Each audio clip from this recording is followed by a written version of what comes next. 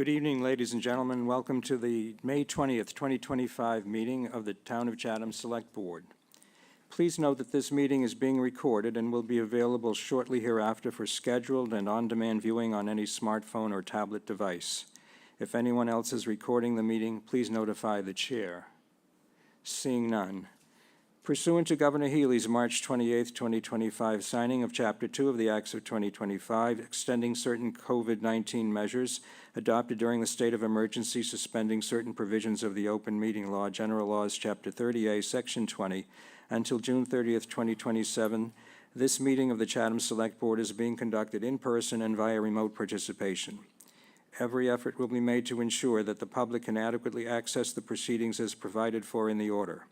A reminder that persons who would like to listen to this meeting while in progress may do by calling the phone number 1-508-945-4410, conference ID 203-386-491#, or join the meeting online via Microsoft Teams through the link in the posted agenda. While this is a live broadcast and simulcast on Chatham TV, Xfinity Channel 1072. Despite our best efforts, we may not be able to provide real-time access. We will post a record of this meeting on the town's website as soon as possible. Before I call the roll, I want to, as chair, express my, and I think the board's congratulations and thanks to those citizens who took the time to come to vote in last week's election. I want to also congratulate our colleague Jeff Dykins on his re-election to a 5th term, which I think is a town record. And I look forward to his ongoing contribution by way of his financial expertise and his advocacy for our public schools. And I want to welcome our newest member, a familiar face, Stuart Smith, our former harbor master, to the board. I should say Stuart F.X. Smith, Francis Xavier Smith, a great Jesuit saint. Stuart has deep experience, as we know, in our town government and with our waterfront, and we look forward to his contribution in his new assignment. On Friday, the board elected Stuart as our clerk, Jeff as our vice chair, and yours truly as chair for this new town municipal year. And lastly, I want to thank our former colleague Mike Schell for his dedicated service to the town and his leadership on this board. He was tireless in his efforts to achieve consensus around solutions to the many challenges that face the town of Chatham. With that, I will ensure a quorum by calling a roll of the board. Ms. Davis. Present. Mr. Dykins. Present. Thanks for those comments, Dean. Appreciate it. You're welcome. Well deserved. Mr. Metters. Present. Mr. Smith. Present. Thank you. And the chair is present. First order of business tonight is to approve two sets of minutes. The first are the minutes of May 13th, 2025. Do I hear a motion to approve? Motion to approve. Is there a second? Second.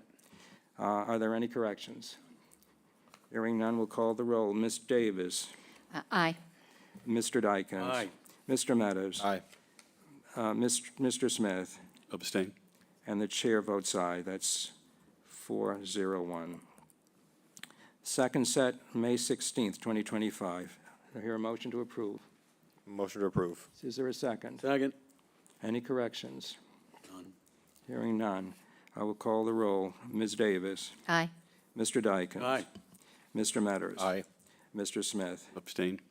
And the chair votes yes. I think you were present. That was the election of officers. We were there for that one, so you could vote for that, I think. Sorry. That's okay. Abstain. So that's an aye? Yes. 5-0. Thank you. We will have some public announcements, and then we will have a public hearing just to go over the agenda for this evening. There's a public hearing following the public announcements and agenda item requests portion of the meeting. Public hearing will consider a request from the Chatham Squire for an exemption from local licensing regulations to allow for smoking and vaping on the patio after the required closing time for service of alcohol. We will then have an update from the chair of the Council on Aging Board of Directors on the work of her committee. Then we will have public comments on the business agenda.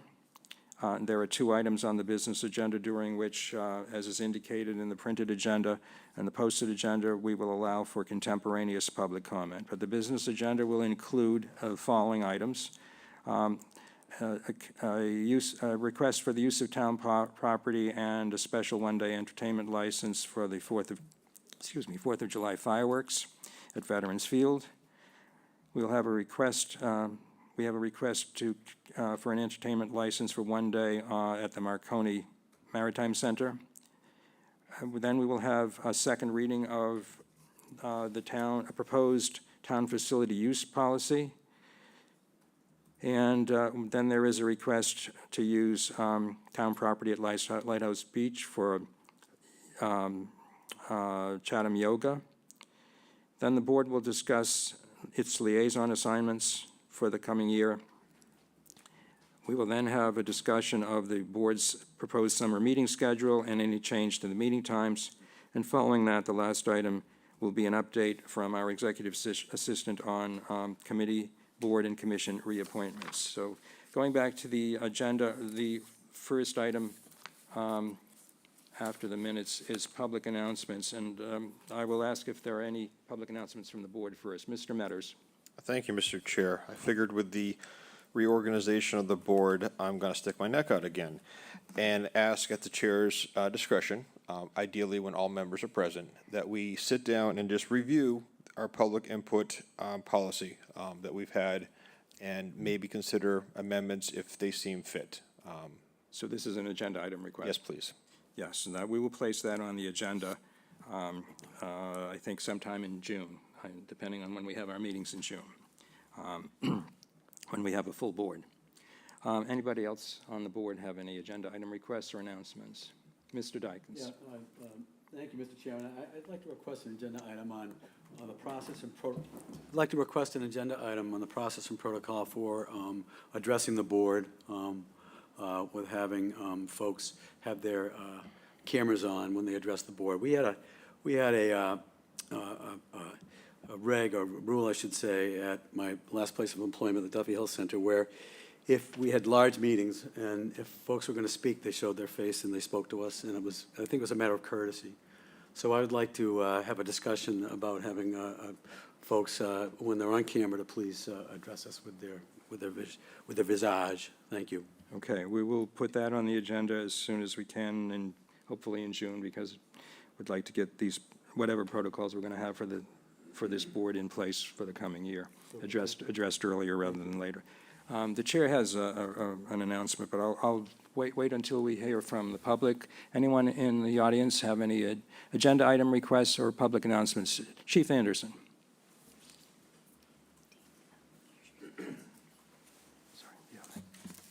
Thank you, Mr. Chair, members of the board. I would also like to congratulate Board Member Dykens on your reelection, and Board Member Smith, welcome. Congratulations. Mike Anderson, I am a liaison to the Public Ceremonies Committee, and on behalf of the chair, Rob Franz, I would like the public, you're all invited to the this year's Memorial Day's observances. This is going to be Monday, May 26th, 10 o'clock sharp. At the community center. It's going to be held at the front lawn, which is also the World War I memorial.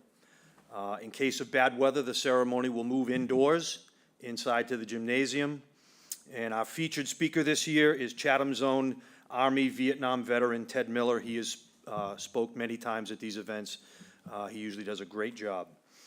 And just a friendly reminder, the Public Ceremonies Committee is currently looking for new committee members to help out with the organization and presentations of our Memorial Day and Veterans Day ceremonies.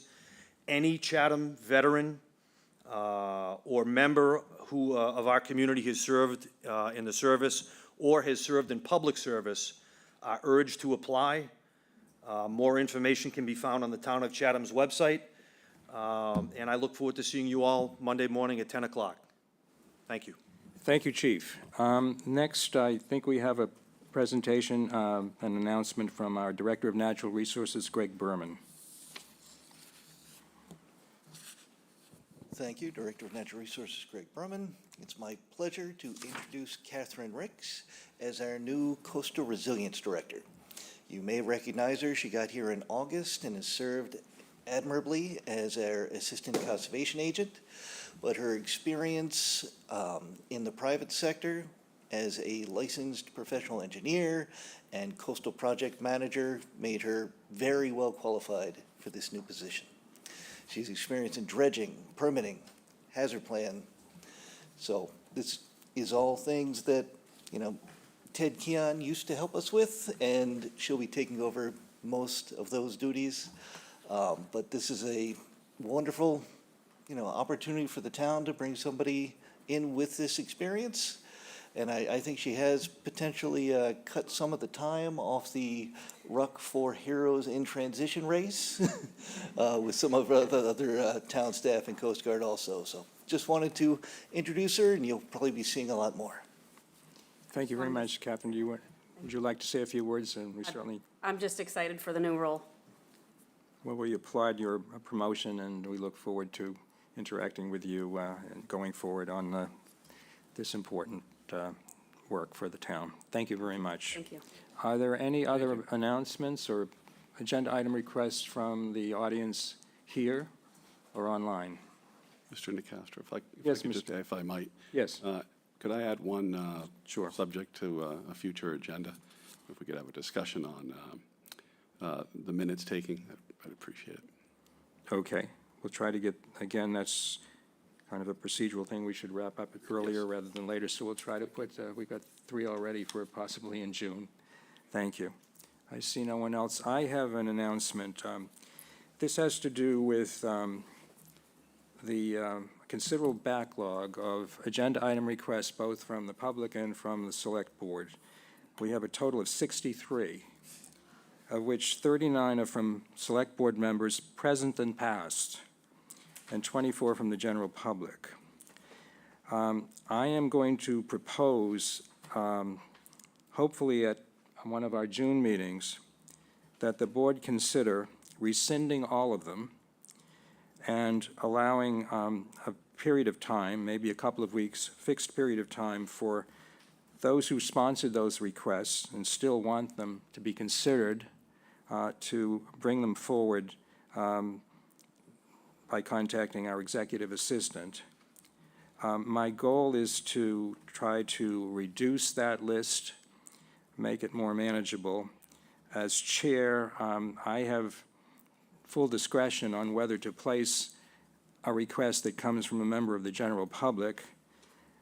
A request that comes from a select board member is to be honored under the select board rules by the chair within 30 days. I'm not proposing it this evening. It's not for discussion this evening, but I wanted to give everyone an opportunity to think about it over the next couple of weeks so that we can have an informed discussion at the appointed time. With that, we will now proceed to the remaining part of the agenda. The first item is a public hearing, and I will call on the clerk. Mr. Chair? Mr. Metters, yes. Before we go into the public hearing, as I've disclosed previous, I have an immediate family member who is a property owner and resident of the site up for discussion on the public hearing, so I will be recusing myself. Thank you. And with that in mind as well, I just want to note for the record, I live in the larger neighborhood, but I am not an abutter, nor am I an abutter on an abutter. I'm not within 300 feet. So I will be participating in this matter.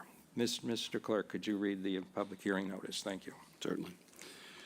Chatham Select Board Public Hearing Notice. Notice is hereby given that the Chatham Select Board will hold a public hearing on Tuesday, May 20th, 2025 at 5:30 p.m.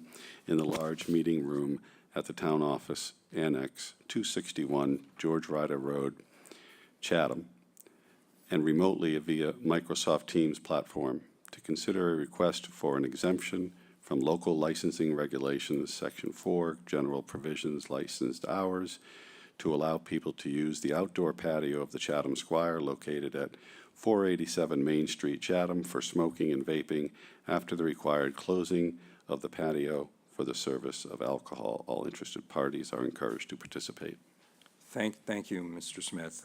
So appearing for the applicant, the Chatham Squire, I understand is Attorney Jamie Norcross. Is he here? Or is he online?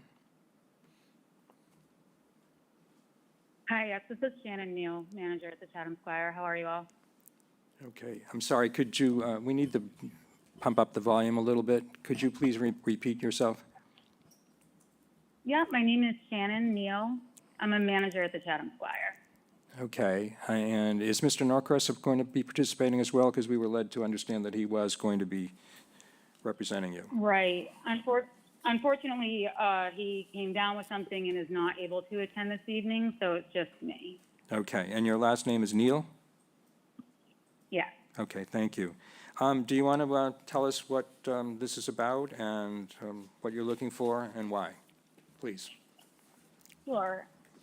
So essentially, we've had our newly constructed patio open to the public for a year now. And one of the parameters that was put in place for that patio was that we could no longer have people smoking out there after the license regulation hours. Historically, people have always smoked out back at the Squire, and this was an adjustment that was made after the patio was approved by the select board. We did adhere to we cooperated, we adhered to the regulations.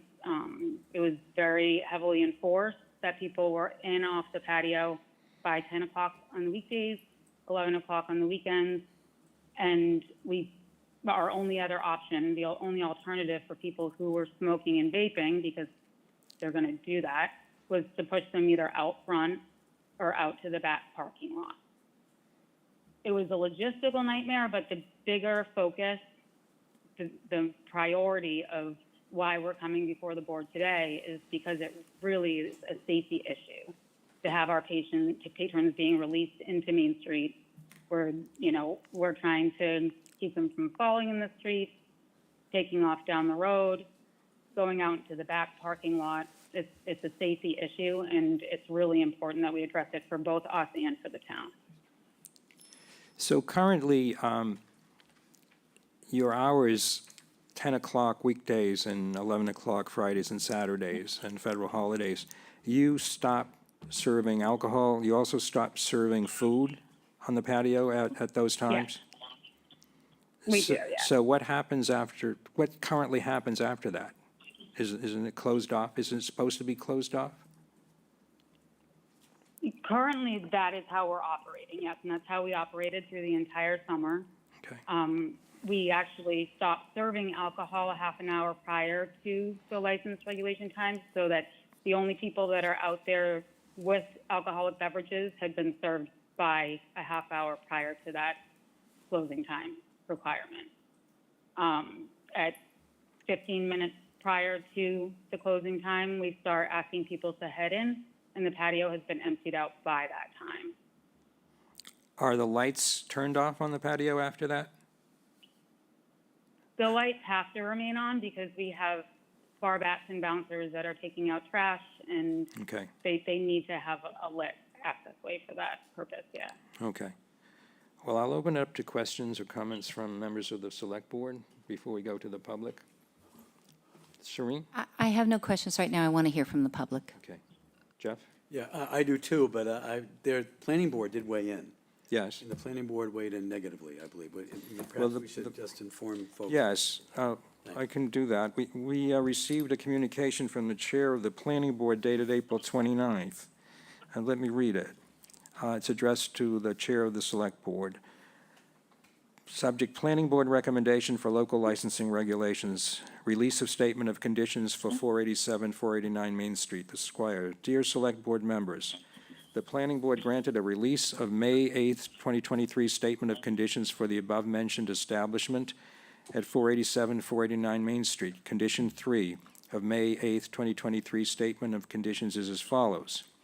Approval of the plan will eliminate the need for the applicant's temporary outdoor dining license, granted under the town's outdoor dining areas policies and procedures following the governor's COVID-19 executive order in June of 2020. The outdoor seating may be utilized consistent with these policies and procedures unless otherwise changed through a separate licensing process as follows. Sunday through Thursday, Outdoor dining areas are required to close by 10 o'clock p.m. Friday, Saturday, and federal holidays, outdoor dining areas are required to close by 11 o'clock p.m. Given that the release of the Statement of Conditions will no longer hold the hours of operation for the outdoor dining area use developed as part of this project review for the Squire, the Planning Board would like to request the following. I should just interject that the Planning Board had approved the patio activity back in 2023, and they subjected it to several conditions, one of which had to be the hours that I just mentioned, and they lifted those restrictions just recently. Continuing with the letter, the Planning Board requests that the Select Board continue to uphold the hours of operation for the outdoor dining area use for the Squire, as detailed in Condition 3 above, in order to protect the surrounding properties in perpetuity, as was the Planning Board's intent on the condition if the outdoor dining area use was to remain permanently. Planning Board voted 4-0-0 to recommend the above reference. Should you have any questions regarding this approval, please contact the Community Development Department. Regards, Arthur Spru, Chair, Town of Chatham Planning Board. Any other comments or questions from the Select Board at this time? Okay, I'm going to open it to public, but before I do, we received a number of communications, and I'm going to read them all into the record. We received 10 letters total. 3 of them were in the packet that we had for the Select Board on Friday, and 7 came in subsequently. All of these have been shared with Attorney Norcross, so please bear with me. The first is dated May 5th, 2025, from Chris Craven of 10 Mill Pond Road. Dear Select Board members, those living nearby want less, not more noise of any kind. The Squire has always done a negligible job of keeping an eye on their patrons after they walk out the door. There are always some who linger in the parking lot, usually speaking loudly and often having one for the road, tossing bottles and cans into neighboring yards, particularly mine, so that they don't drive with empties. Allowing them to congregate in the patio isn't going to help. Although my house is about 250 feet from the Squire patio, the sound of talking is audible and adds to the even louder noise from a playa. Although I don't want to put a damper on festivities, unwanted noise is difficult to avoid, even with windows closed, and it does affect the quality of life and property values. Long-term residents know noise levels greatly increased after the town built the parking lot. Bar patrons late at night, cars coming and going, deliveries early in the morning, and more recently living adjacent to what has become an entertainment area. What I request is that not only is this exception denied, but that the Squire be required to ensure their patrons not linger, make noise, or throw trash at any time of the year. Next is a letter dated May 5th, 2025, from Margaret and Stephen Hecht. Dear Chatham Select Board, unfortunately, Margaret and I will not be able to attend the meeting on May 20th at 5:30 p.m. We are opposed to the above request for the following reasons. 1, the patio currently creates a fair amount of noise in the evening, and we put up with it until the patio closes. 2, knowing this, it takes a lot of moxie to ask the neighbors to extend the time in the evening when we have to deal with people who have been drinking and now want to move their boisterousness to the back patio. 3, imagine what it would be like at some hour of the night for people who have been drinking and need to smoke being on the back patio. They are near the neighborhood, yelling, screaming, and making lots of noise while the neighbors are only asking for a little quiet. We would like to have our windows open in the evening, but we can't due to the patio noise. Approving the above request would only extend the noise into the late hours. 5, let's keep the noise on the street side where the neighbors don't hear it as much. This is a heartfelt plea to the board to not approve the above request in any manner, shape, or form. Next is a submittal from Joe Ryan. Dear members of the Chatham Select Board, as abutters, we strongly urge you to deny the Squire's request to allow smoking in its outdoor bar area until the 1 a.m. closing time. This proposal is unacceptable for the surrounding neighborhood. Noise levels from the Squire patio are already excessive both before and after the current permitted outdoor hours, 10 o'clock p.m. on weekdays and 11 o'clock p.m. on weekends. Extending outdoor use under the guise of smoking only will only worsen the disruption to abutters, especially during late night hours when residents expect peace and quiet. The request raises multiple unanswered and problematic questions. Are smokers allowed to bring their drinks during smoking hours? Will the patio be restricted to smokers only? Will active smoking be required to remain outside? Once someone finishes their cigarette, must they immediately return indoors? Will the rear egress door to the back bar remain open during this time, continuing to leak noise that already exceeds acceptable decibel limits? Who will enforce rules regarding smoking, noise, and loitering after hours? This proposal is not about accommodating smokers, it's about extending the use of an outdoor bar space beyond permitted hours, further degrading the quality of life for nearby residents. Last year, our entire neighborhood experienced firsthand how the transformation of the former outdoor dining area, once a quiet restaurant space closing by 9 p.m., into a late-night bar resulted in increased noise and repeated disturbances with significant consequences for abutters. We personally contacted the Chatham Police numerous times last summer due to being awakened after 10 o'clock and 11 o'clock p.m. by loud activity from the outdoor area. The notion that smoking-only activity until 1 o'clock a.m. will not cause additional disruption is simply not credible. We are direct abutters of this property and know firsthand the daily late night and early morning noise impact. Our neighborhood should not bear the further burden of increased noise, loitering, and disruption, especially not to accommodate a business seeking to circumvent current noise and use limits, which they already flagrantly flaunt. We respectfully urge the Select Board to vote no on this request and to protect the residential character and livability of our neighborhood and the Chatham community. They live at 27 Shattuck Place. Next, this is from a Dave Pulsifer.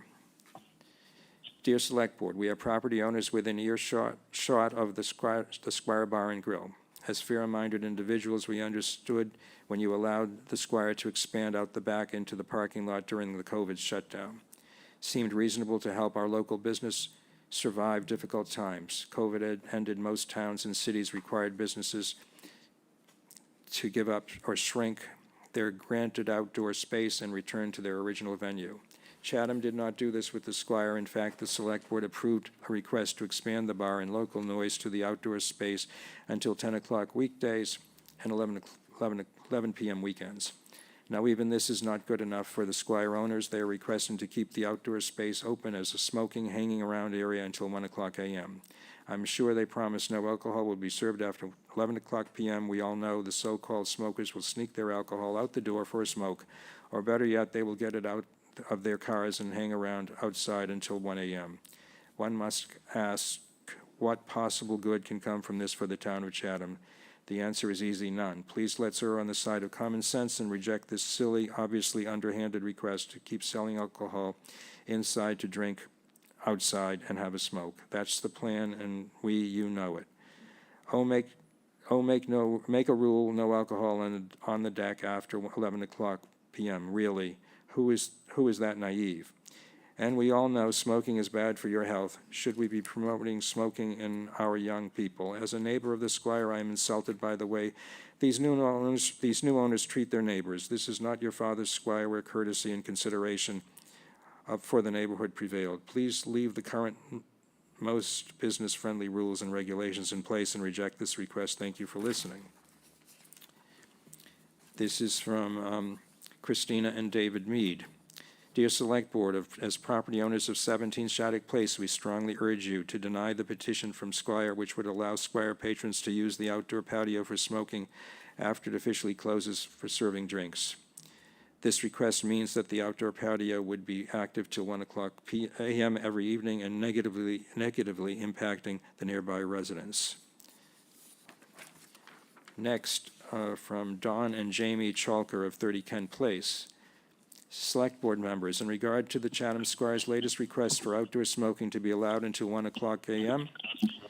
every day in their outdoor patio area, it is emphatically against anything we want to see happen. The Squire's outdoor patio itself has already been a contentious situation as it somehow slipped in through the cracks to be allowed in the first place. At this point, there is no reason to have a specific smoking area for people, despite the Squires thinking that they would be keeping people from smoking on the street. Smoking is not allowed in bars and should not be allowed on the patio, which is a bar.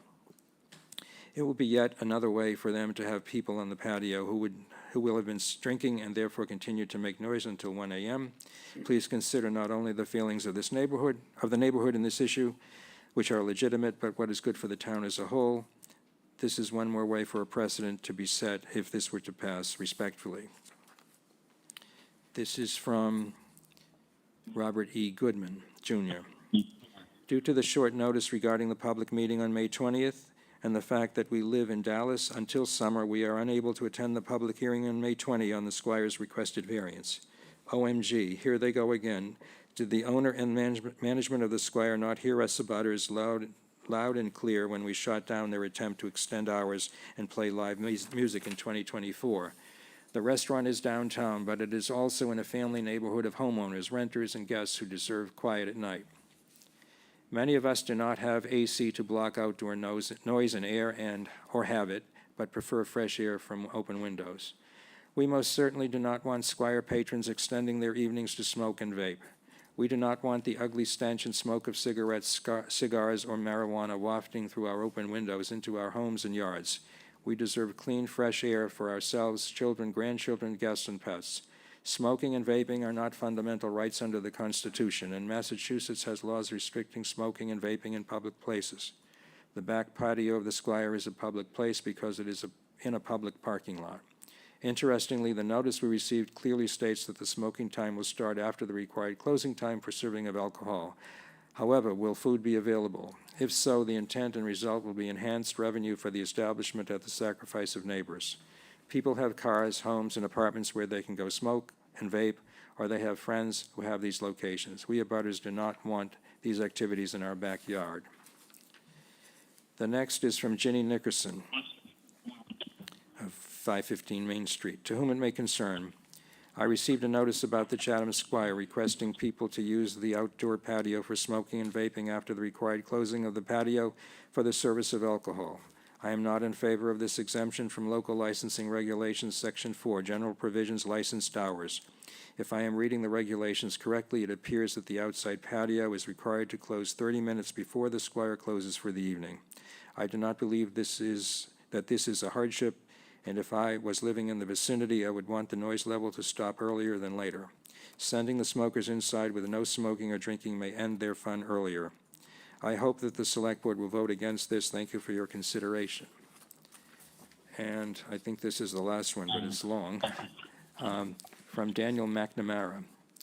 Dear Select Board, my name is Dan McNamara, and I live at 38 Mill Pond Road in Chatham. I have watched with great interest as the Squire and Playa continue to expand their business by providing music, outside gathering areas, and food and beverage services. I certainly don't begrudge their right to build successful businesses, as it is good for the town. I do, however, strongly request that it is done within the current guidelines, both legally and with the goal of being good neighbors.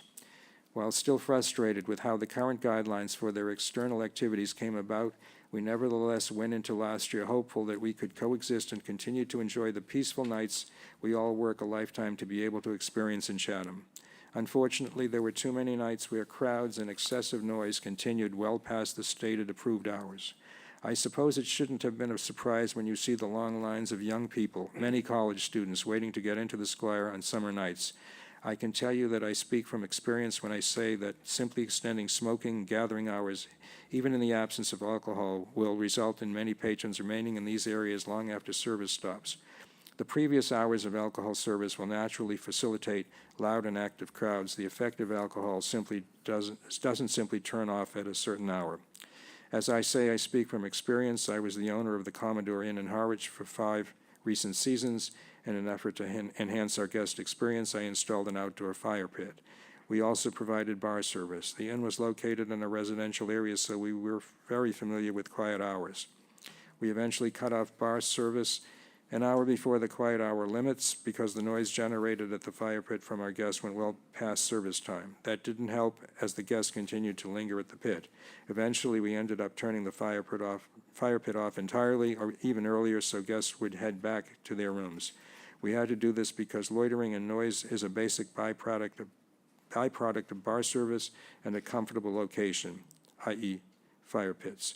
I have no doubt that the Squire will experience this on steroids as the hours are already longer, the bar service is longer, the area is larger, and the patron demographics skew younger. I have also been around long enough to know that once you start something, it's nearly impossible to undo it.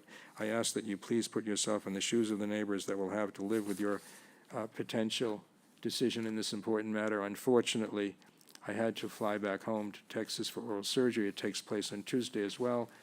I will dial into the meeting, but not sure I will be able to speak, so I am hoping this note can represent our position. So I thought there was also, I'm sorry, there are a couple more. Here's one that this is the last one. This is from Charles Horan.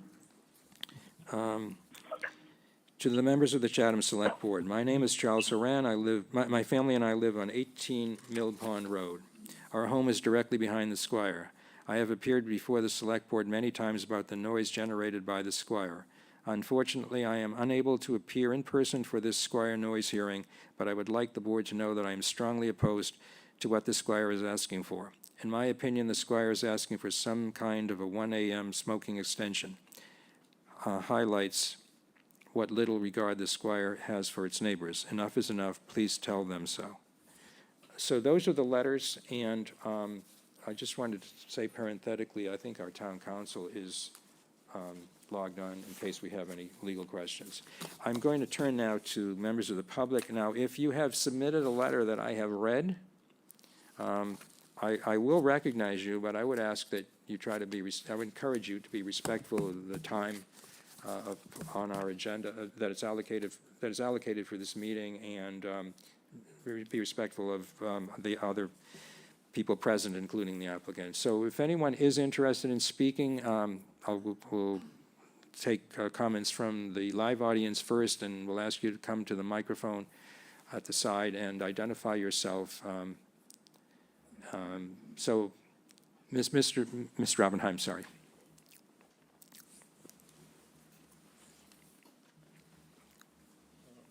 David Oppenheim. I'm the owner of the Mayflower Complex that has 3 residential units. This board is always balancing the needs of downtown businesses with the neighbors. And as someone that's been involved with business downtown for over 30 years, we've been having the Wayside, and we had to deal with these types of things at all times. Last year, when people were, very few people were noticed when they were granting the use of the outside space for a bar, whatever, I think you heard everybody, and to your credit, decided that any future things would be noticed more like a Board of Appeals, abutters to abutters. Last time I was not notified, this time I was notified. The representative of the Squire said how everything went so well last year. Well, that's not quite the case. You put strict hours, 10 o'clock and 11 o'clock on weekends.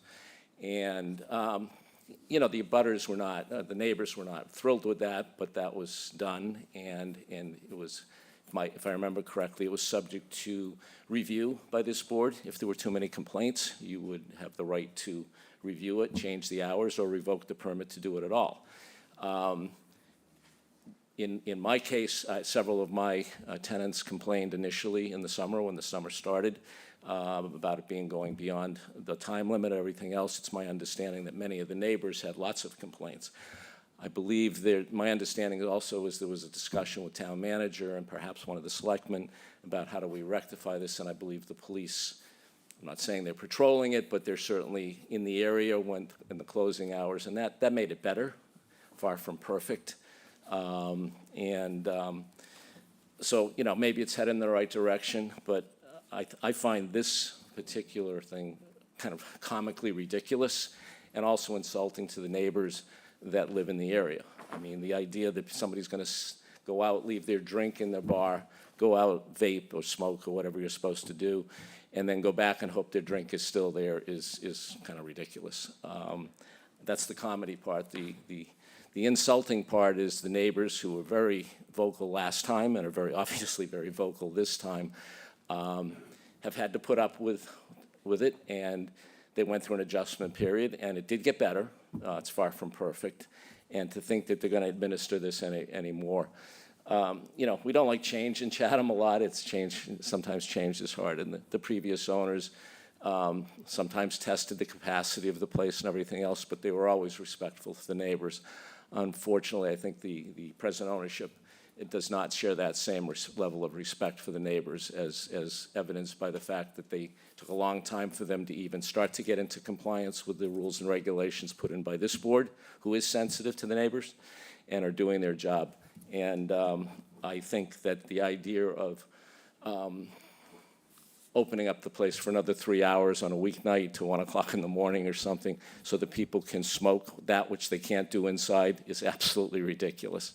And I think you should not only turn this down unanimously with very little discussion, I think you should send a message that these types of things, while you are allowed to apply for anything you want, are not going to be looked upon, and encourage them to do a better job this year complying with the restrictions that are presently on the property. Thank you. Thank you. Any other comments from here? Mr. Chair, oh, sorry. Harriet Prout, Shattuck Place. Many of the things that I wrote down to say were all included in all those letters. And I just wanted to say that I want rude requests that you deny the request of the Chatham Squire. Thank you. Anyone else here in the room wish to speak? We have one. Oh, I'm sorry. Jeannie Branson, Striper Lane. I would also just like to bring to consideration, I guess, we all know what kind of problems Ember has caused in Harwich and the drama around all that, and I think a lot of the legal problems that have gone on around that. And I just want to try to bring that consideration to the neighborhood prior to this growing. When I was here at the hearing last year, and I remember them saying that, you know, that they weren't going to expand this. They weren't going to ask for more, that this was what they wanted to do. And I think that may have entered into the neighbors, you know, being concessionary about the hours.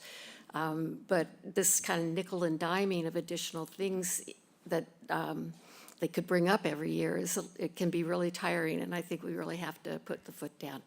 Thank you. Thank you. Anyone else in the room?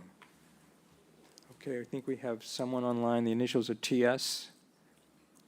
Could you please speak? Tom Sharkey? Tom Sharkey. Okay. Please go ahead. So speaking for myself and for my wife, Susanna Nickerson, we live at 606 Main Street. And so we feel that the exemption is not warranted in this particular case. There's no benefit to the town. We think the existing regulations themselves are generous as they are. Now, we know that there are Main Street abutters up the street from us that are probably closer to the Squire, and they have much more concerns than we do. But sound travels at night, and our experience with those that get out at the 1 o'clock hour from the Squire is that they walk down the street. This is the summertime I'm talking about. They walk down the street between 1 o'clock and 2 o'clock, and we can hear them. And our bedrooms are in the back side of the house, so it is quite loud at night. Also, I would just say as a general comment that smoking and vaping, I'm sure, are activities that our town Board of Health would not encourage. And as such, I don't think we as a town per se should change regulations to encourage that type of activity. And thanks for taking my message here. Thank you. I don't see anyone else online. I don't see anyone else in the room. So I will close the public comment. I know our town council, Mr. Tallerman, is on. Jay, did you have anything you wanted to say? My sense is that this hearing, which focuses on the licensed hours, which I believe regulate the times when the restaurant can serve alcohol and food, allows us to place limits on what, if anything, can occur after those hours. But did you have any comment on that?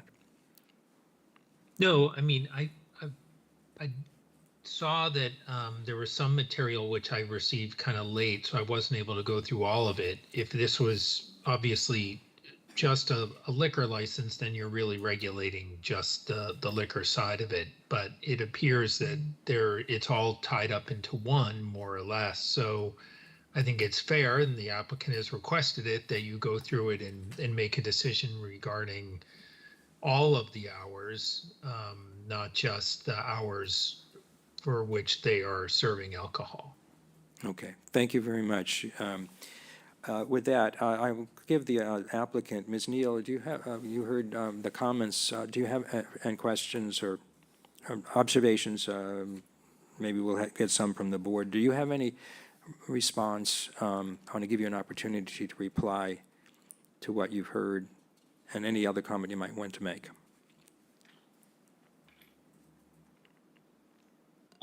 Are you muted? She's unmuted. I was just unmuted, thank you. Okay. Yeah, so I do have some comments to make on the things that were said.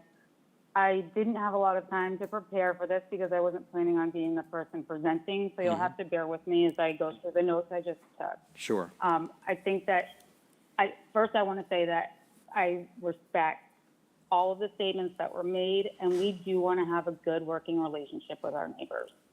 I live in Chatham, I work here. This establishment in the town as a whole is very important to me. And the message that I'm receiving from the abutting neighbors are concerns over, of course, noise, concerns over smoke pouring onto their properties and into their windows, and the concerns about the fact that somehow a message is being received that we are not shutting that outside patio down at the required time. So I first want to address that. We have been heavily enforcing. I actually wish that I could provide you with video footage of what that patio looks like at exactly 10 o'clock on the weekdays and 11 o'clock on the weekends, because the only people remaining on that patio are the security staff that we have stationed at the doors, and any bar backs that are going through with their trash. We've been very cooperative with that regulation. Number two, in terms of the noise that they are experiencing and any smoke that might be going into their yards, I don't personally see how smoke would be able to get to their yards if the people were contained within the patio. If smoke is going into the yards, it's likely because they're either on Main Street smoking or they're out in the back parking lot, which is much closer to the homes that surround us. If we were able to contain these people within our patio, we have the ability to keep them under control. We have the ability, on any given night, we have anywhere between 4 and 5 bouncers out there. We have one at our back door, that bouncer at both our back doors, the one that exits the tavern and the one that exits the back bar. Those bouncers are both responsible for keeping alcohol off the patio when it's out of the regulated hours. That is their entire job, basically, is to stand there and make sure that nobody is bringing drinks onto the patio. The people stationed at the back are not letting people in the back door, and they are ensuring that nobody is hanging out and lingering on that patio. If patrons who are going to smoke, we're not encouraging them to smoke, we're not, encouraging those unhealthy habits. The reality is they are going to smoke and they're going to vape. Neither of those activities are allowed within the building. People wait for a very long time to get in here, particularly on the weekends in the summer, and they want some place to be able to go and have those activities, and they're either going to do it in the building, in which case we have to handle that because they're not allowed to, or if they can't do it on our patio, they're going to be doing it on public territory. If they're on public territory, number one, they become the problem of the police department.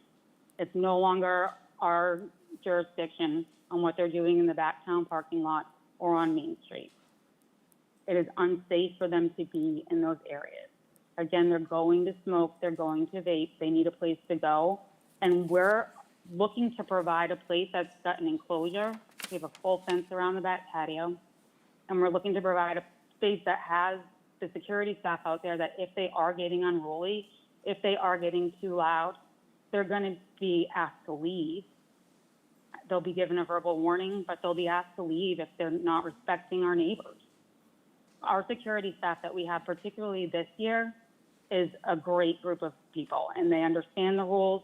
We've put all of the ABCC licensing regulations documented for them so that they can understand. They sign that handbook, and all of these items are in that handbook currently.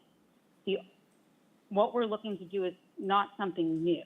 It's not something that has never been done before. It's exactly what had been done prior to the construction of the new, improved, more beautiful patio that we created last year.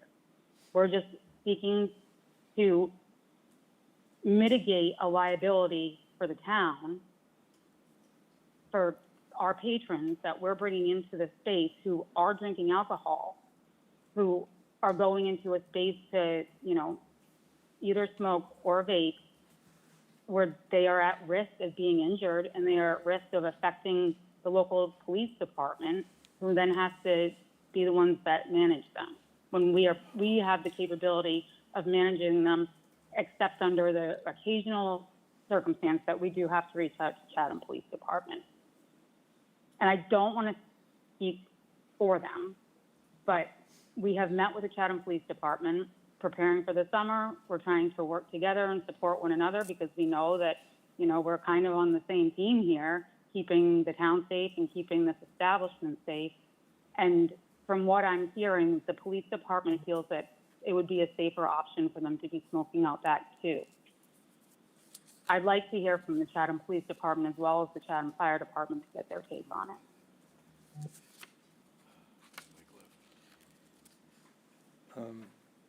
Okay, thank you very much.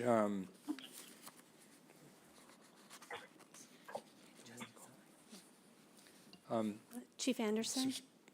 Please, Chief, would you like to comment?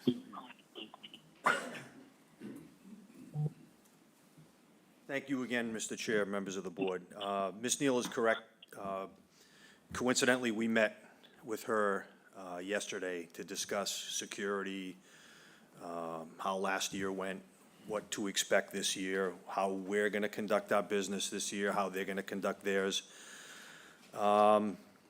And what was presented to us, I'm not advocating for the Squire in any way, shape, or form. Just what was presented to us yesterday was, if it's a weeknight, the patio closes at 10 o'clock, which means alcohol is stopped on the patio 30 minutes prior to that. Weekends or holidays, if it's 11 o'clock, alcohol is stopped at 10:30, 30 minutes before the alcohol is supposed to be stopped on the patio. She is correct. She did mention the fact that it's a secure area. There are security staff at the egress points. Strictly coming from public safety, not discussing the noise, which I hear loud and clear from the neighbors. Strictly as a safety issue, it was attractive to us that if they want to use that patio for smoking or vaping after that 11 o'clock or 10 o'clock period, it would be like a corral-type area that they can control. Otherwise, it's on Main Street, it's in Main Street, or it could be encroached behind further the building into your neighborhoods. That being said, will that stop the noise? I guess we'll have to wait and see. How are they going to police themselves? I guess we'll have to wait and see. So if you asked me if I like the idea of having a smoking area that's staffed by security, that could de-escalate some issues that are normally escalated off the property that we have to deal with, that keeps Main Street open and more clear, I'm not opposed to that. But I think what I should say in full transparency, the decision would be ultimately up to you if you have the confidence in the Squire staff to police themselves with any assurances they make to you tonight. So I'll be happy to answer any questions. Thank you, Chief. I appreciate any questions from the board to the chief. Appreciate your usual straightforwardness. Okay, thank you. The fire chief is online. Chief Tavano, did you have any comment you'd like to offer? If not, that's fine. Yeah, thanks, Mr. Chair. Chief Tavano, joining remotely. I echo the Chief Anderson's thoughts. You know, we've discussed this in the past, and we both shared the same opinion that, you know, from strictly a public safety standpoint, having a corralled group off of the Main Street area, away from the curb, away from traffic, is certainly a safer option. Certainly sympathetic to the abutters and the abutters of the abutters, and the people that are affected by any noise back there. It's a really, you know, difficult position for, I think, the chief and I to both be in, to weigh heavily on one side or the other. But, you know, if we're strictly speaking about public safety, as the chief said, I think having them corralled as opposed to in and out front is a safer option. And it's, you know, again, up to you as a board. I don't, you know, aside from, you know, establishing a rule that if you smoke, you give up your spot inside, and you have to leave and go smoke somewhere else. I don't know that there's any other option. Okay. Thank you, Chief. Appreciate that. Mr. Ryan, I don't want to generally reopen the public comment section, but I did read your letter. I'll let you speak if you have something additional to add. Please.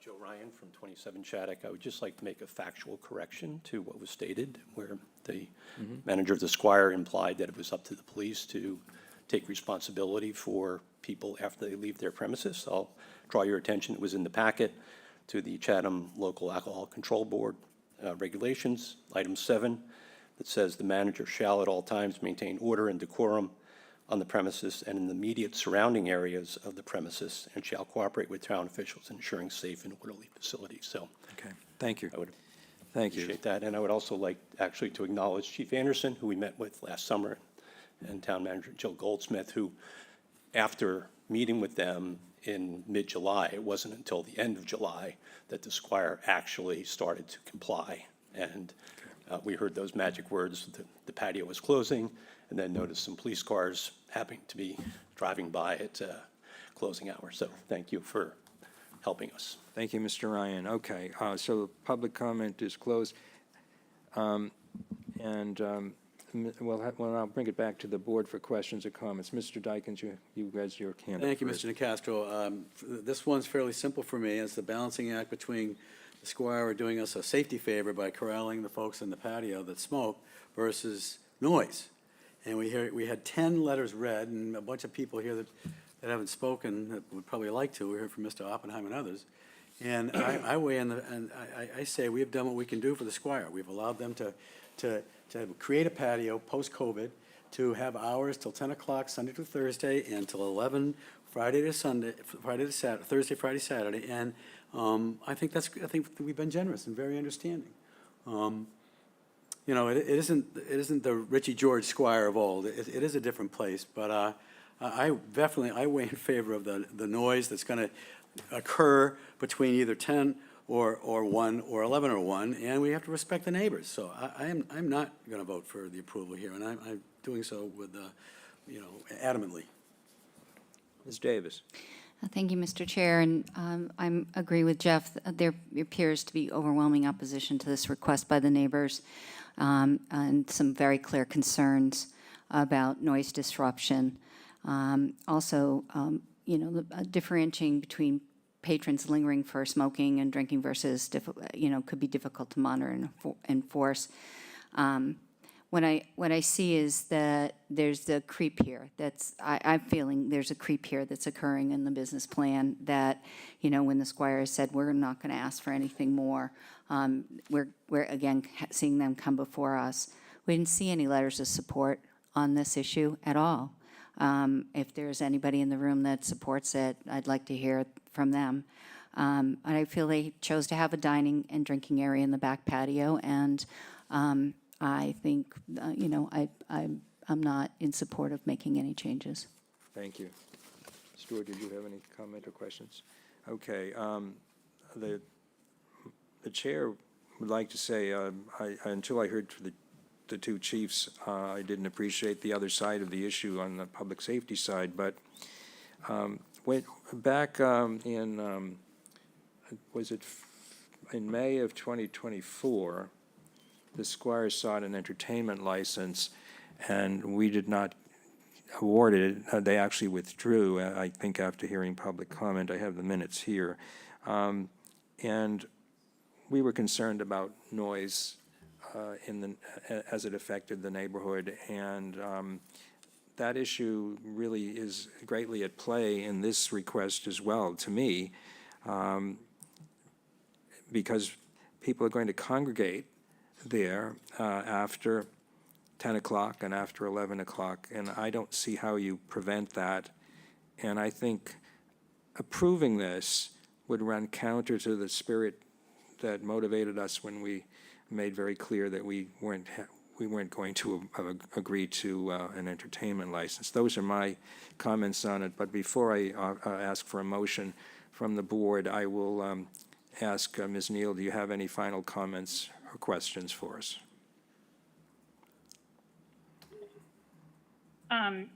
I do have a couple further comments. Okay. So I did hear mentioned by a couple people, including Shireen, that there's some kind of, they're suspicious of some kind of hidden agenda being at play here. I can assure you that this Mr. is Chair, not I don't us think those trying- were my words. Yeah, I don't think she Yeah. said No, that. I That's not my apologize.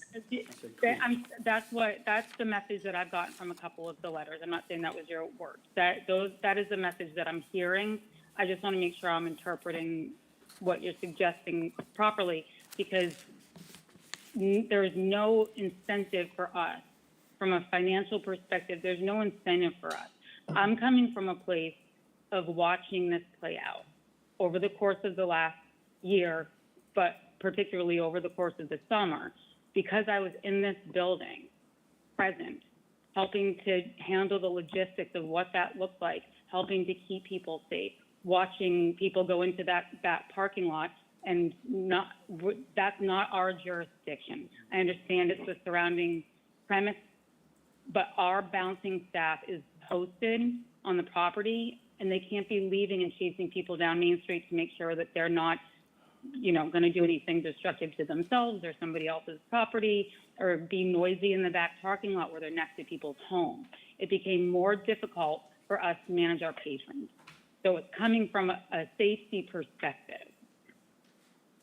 The other piece that I want to say is that people are not coming to wait in line for 2 hours at the Squire so that they can get back outside and stay out there all night with no alcohol. They are coming to the Squire to have drinks. They are coming to the Squire because we do have an entertainment license indoors, and they want to be entertained. They want to be where the nightlife is. The nightlife is not going to be on the patio. That is not our intention of coming before the board today. The intention of coming before the board is simply from a safety perspective and seeing how it played out last year with those parameters in place, and what would be the better decision for not only the business, but the town as a whole from a safety perspective. And I do also believe that you would have the added benefit of a possible reduction in noise, given the fact that we have a fence surrounding the patio. It's an enclosed space. And those people who leave our establishment to go onto the patio are not getting out that back door.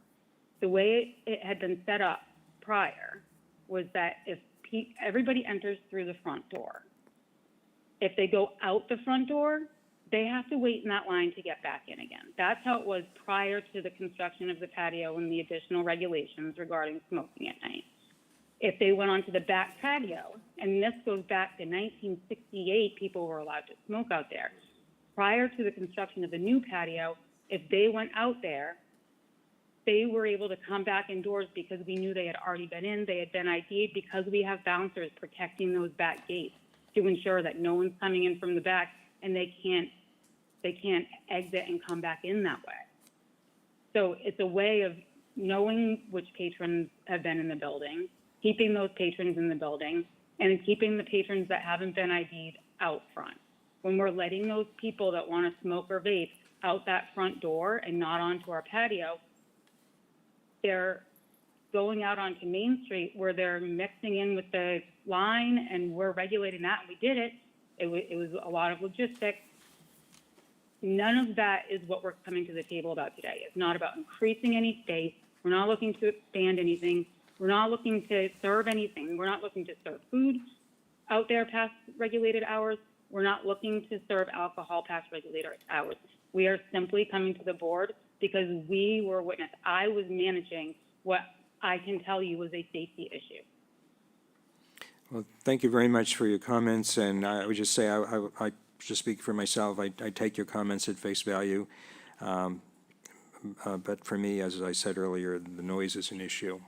And I understand what you just said about perhaps the fencing diminishing the noise somewhat, but it still is a problem for me. So with that, I will ask if there is a motion on the table. If it is, would you frame it in the affirmative? Yes, I will. I move approval for patrons to use the patio at the Chatham Square to smoke after it has been closed per the liquor license. Is there a second? I'll second it. Thank you. So we'll call the roll. So if you vote yes, you are approving the request of the Squire. If you vote no, you're voting to deny the request of the Squire. Ms. Davis? No. Mr. Dykens? No. Mr. Smith? No. And the chair votes no. We will then close the public hearing, and this item is completed. Thank you, everyone. Going on to the next agenda item. Thank you, Ms. Neal. Go on to the next agenda item, which is a committee update from the Council on Aging Board of Directors, Pat Burke, Chair.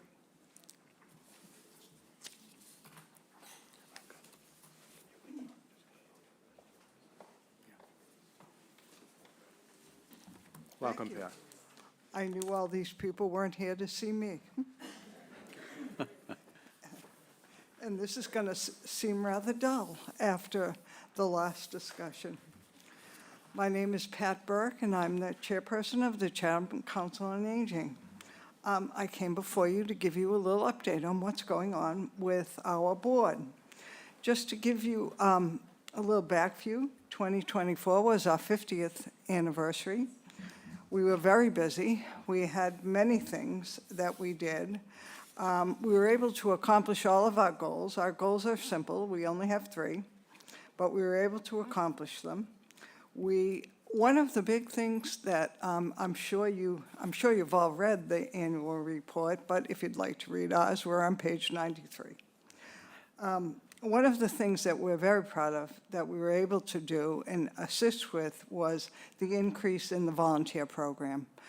We were able to increase that from 11 to 34 people, which is about a 33% increase. And the board was able to support our Anna Milan, who's our program director and who has trained all of these volunteers. And we found that over the year of 2024, when we tracked our volunteer hours, they were up to 1,200 hours. So that's a great support to Leah and the staff at the Center for Active Living. And I had a couple of slides, if Mark has them.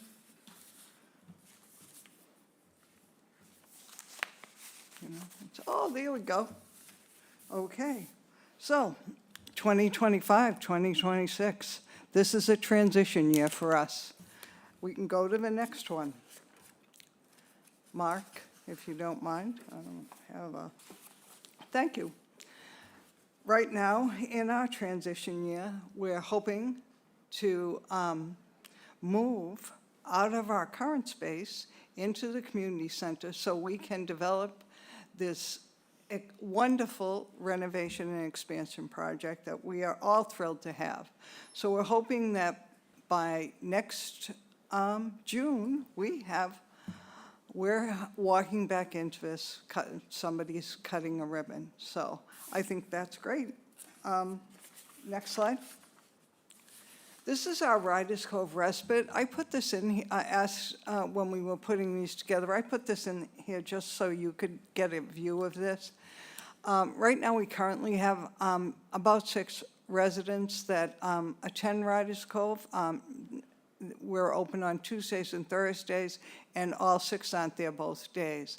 But I can tell you that we are really fortunate to have a tremendous staff that is able to work with this population, which is challenging. And I can tell you from my own experience of volunteering here that the staff really works, and they develop programs and crafts and just amazing things for this group of people to do. And I think they're all they're lovely. They're just lovely people. Okay, and programming. So this is something that we have been fortunate to have, and some of this may change when we have to transition to the community center, but we've been very fortunate to have Anna Mylan as our program coordinator. This is just an example of some of the programs, the themes of the programs that we have. There are many programs. There is Lunch and Learn every single month with somebody coming and talking and people coming for lunch.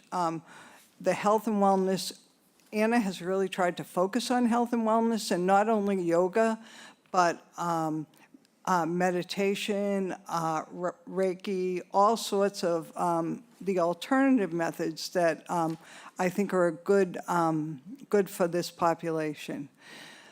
We do a lot of community engagement and trying to get our senior community out into the rest of Chatham and see what's going on. The arts and entertainment, a monthly bingo, not a real bingo person, but Anna has done a tremendous job, and when we move to the community center, we will keep up as many programs as we're able to. I know we may have to put a pause on a couple, but as soon as we move back, I can see them increasing dramatically. So I am brief. I'm willing to take any questions if anybody has any. Jean, you missed the whole thing. I've heard it multiple times in real time.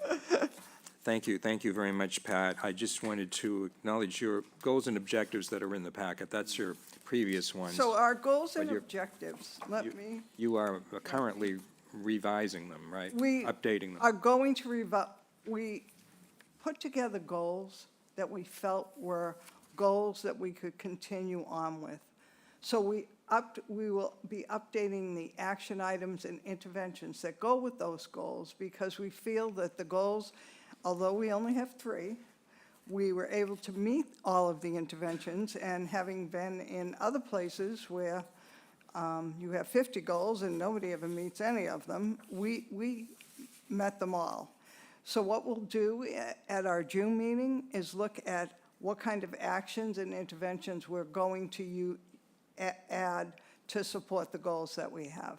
We won't be adding goals, we will just be supporting them. We feel that these goals are really sufficient to support the Chatham senior community, and we were pleased that we were able to meet the goals this year. Thank you. Are there any comments or questions from the board? Shireen? Oh, thank you, Mr. Chair. Pat, thank you for the presentation. Congratulations on the 50th anniversary. So it seems to me that you know, an increase in volunteerism of over 30% is really key. And it's going to be most helpful probably during your transitional time period. I'm really intrigued by the idea that there's programming, community engagement that's going on, and activities. It sounds like it is a center for active living. One of the questions I have, and I think you've answered this before, but maybe just for the public interest, and during the transition, how is the respite program going to work during that time? Mm-hmm. So the respite program is going to move to the room that is called, Leah? It's the club room. Pat, the club room. Club room. What room? Club room. Okay. It will move there. And so we will utilize that room. There is a kitchen there, so Joe will be able to serve lunch to the clients. Because we are moving to a different space, I'm not sure we will take more clients on, really just because it will be, for this population, the transition will be challenging at best. But I think that Joe and the two staff that work with her will do a great job getting it done and getting people acclimated and comfortable to it. They've already gone to some programs there, so I think that it will be hopefully not as difficult as others, but, you know, it'll be a challenge. Thank you. You're welcome. Any other comment? Jeff? Thank you, Dean. Pat, great job on the Riders Cove Respite Program. I think it's been so well received here and so badly needed. And I'm in your corner on the transition. You mentioned 626 as coming back into the new building. That's very, you know, it's daunting. And anything we can do in our role as select board members to assist, please reach out. And I know Dean will be communicative as well on any needs, and Jill as well. I mean, I've said this before, I'll say it again, it's going to take some patience on the part of the folks down at the community center, working together with the Council on Aging, with the folks being down there and programs moving. But good luck, and let us know if you need any help. And by the way, I think 3 goals is fine. 3 to 5, anything more than 5 is crazy. So 3 to 5 is great. Thank you. 3 is wonderful, especially if you achieve them. And having worked in other places where we've had, 12 goals and never met a one, we decided that the 3 were the 3 we needed most. I like it. Thank you. And thank you for your efforts. Thank you. And I will come if I need help, but both Dean and Jill and Kathy are extremely responsive to us anytime we need anything. So, and we have Leah, who we couldn't get along without. I can't say enough wonderful things about her. So, thank you. Any other comments from the board? Pat, thank you very much, and thanks to your board. Appreciate it. Okay, the next item is our public comments on the business agenda, and I remind everyone that on two items we will accept contemporaneous public input, and that's the item on the town facility use policy and on the board's meeting schedule and time. So are there any public comments within the room here? Yes, sir. Brian.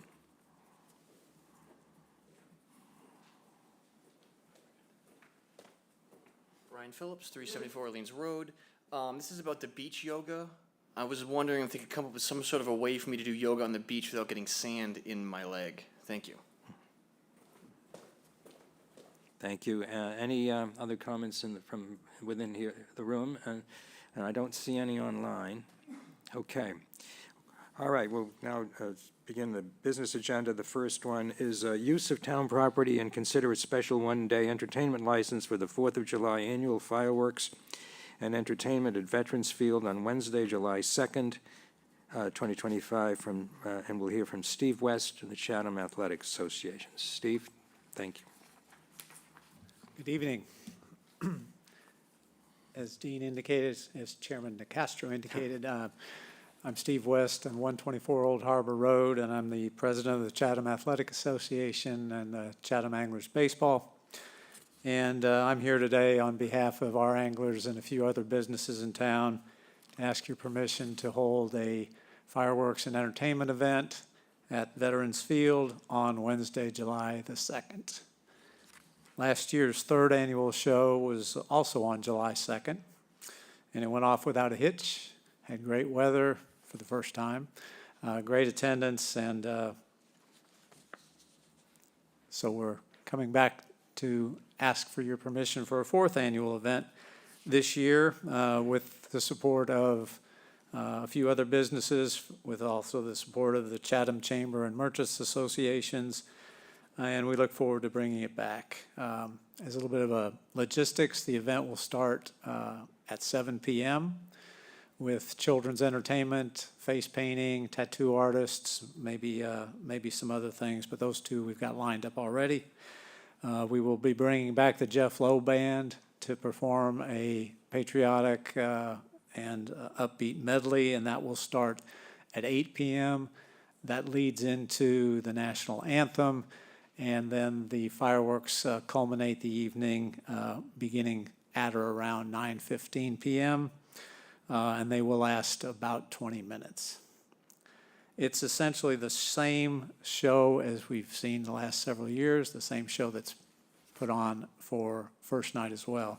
And it will be done by North Star Fireworks, and they've done all of our shows and all the first night shows as well, at least for the last umpty 9 years. Prior to tonight, we received Parks and Rec Commission unanimous approval to put this event on, and we've also received endorsements from the chiefs Tavano and Anderson. Speaking of which, I'm working closely with both the Chatham Police and Fire Departments. In fact, earlier today, I met with both chiefs along with the emergency manager, Mark Heller, and Police Lieutenant Harris for about a 1-hour session. We went into great detail about the event and how it's going to be staged. And we're confident that we'll be able to provide a safe, fun, and enjoyable night for all attendees. So hope you find this to be a great event. It has been a great event. We'll continue to allow it to be a great event, and we look forward to hosting it again this coming July 2nd. Thank you, Steve. I noticed in the packet that there was a communication from Chief Tavano regarding the possible use of the Little League field as a viewing area. Yes. Is that going to happen, or where does that stand? Well, I'll let Chief Tavano speak to that, but I will say that, we're fully on board with that if in fact he can get the stars aligned to make it happen. Okay. We did talk about that today. I suggested moving some of the picnic tables over to that area to induce more people to come that direction. We may have a food truck station down in that area that would also encourage people to come in that direction. So, Chief, do you have anything to say on this? Yeah, just to reiterate, I've brought this up for consideration for a couple of years, both with First Night Committee and with Chatham Athletic Association. The more we can encourage people to get off of Depot Street, the better, the safer event that we'll have. We've adapted our response plans over the years with just shutting down different roads in the area, but also staging people at different parts of town so they can respond more safely and efficiently. But the more people we can get out of that area, the better. Last year, we flew the drone up overhead from and communicated with the Emergency Operations Center to see where people are actually congregating, and it's actually pretty mind-blowing how many people just try to stand in the street to watch. So we're really just trying to ramp up efforts to get people into a safer area, both for their own safety, but also to open up access for public safety. Thank you. Chief Anderson, did you have anything you would like to add to that? No. Okay. Thank you. Any comments or questions from the board? Corey? Thank you, Mr. Chair. No, I mean, we've done this event before. I know, I very much appreciate the Chatham Athletic Association and all the various sponsors that have, coordinated to put on this event. It's quite a task to put this together, and I've always heard positive feedback on it. The public attends it very well. The event is done very professionally. It's the same fireworks company that does our first night show. So I think this is a wonderful event, and I will support it, and hope you have wonderful weather for that day. So, Any other comments from the board? Mr. Dykens? Mr. Chairman, I move to approve the request to use town property for the 4th annual fireworks display and to grant a special one-day entertainment license for amplified live music from 7 p.m. to 9:45 p.m. at Veterans Field to Steve West of the Chatham Athletic Association for the 4th annual fireworks and entertainment display on Wednesday, July 2nd, 2025. Is there a second? a second. Is there any discussion on the motion? Hearing none, I'll call the roll. Ms. Davis? Aye. Mr. Dykens? Aye. Mr. Metters? Aye. Mr. Smith? Aye. And the chair votes aye. Congratulations, 5-0. Thank you very much, Select Board. One final comment on Thursday, July the 17th. We're going to be working with the town to hold a appreciation night for the town personnel, and all of you will be invited and hopefully can attend. So, Good. Thank you. Thank you. Next item on the agenda, consider request for a special one-day entertainment licenses plural, Music on the Veranda at the Chatham Marconi Maritime Center, 831 Orleans Road, North Chatham. Mr. Fishback.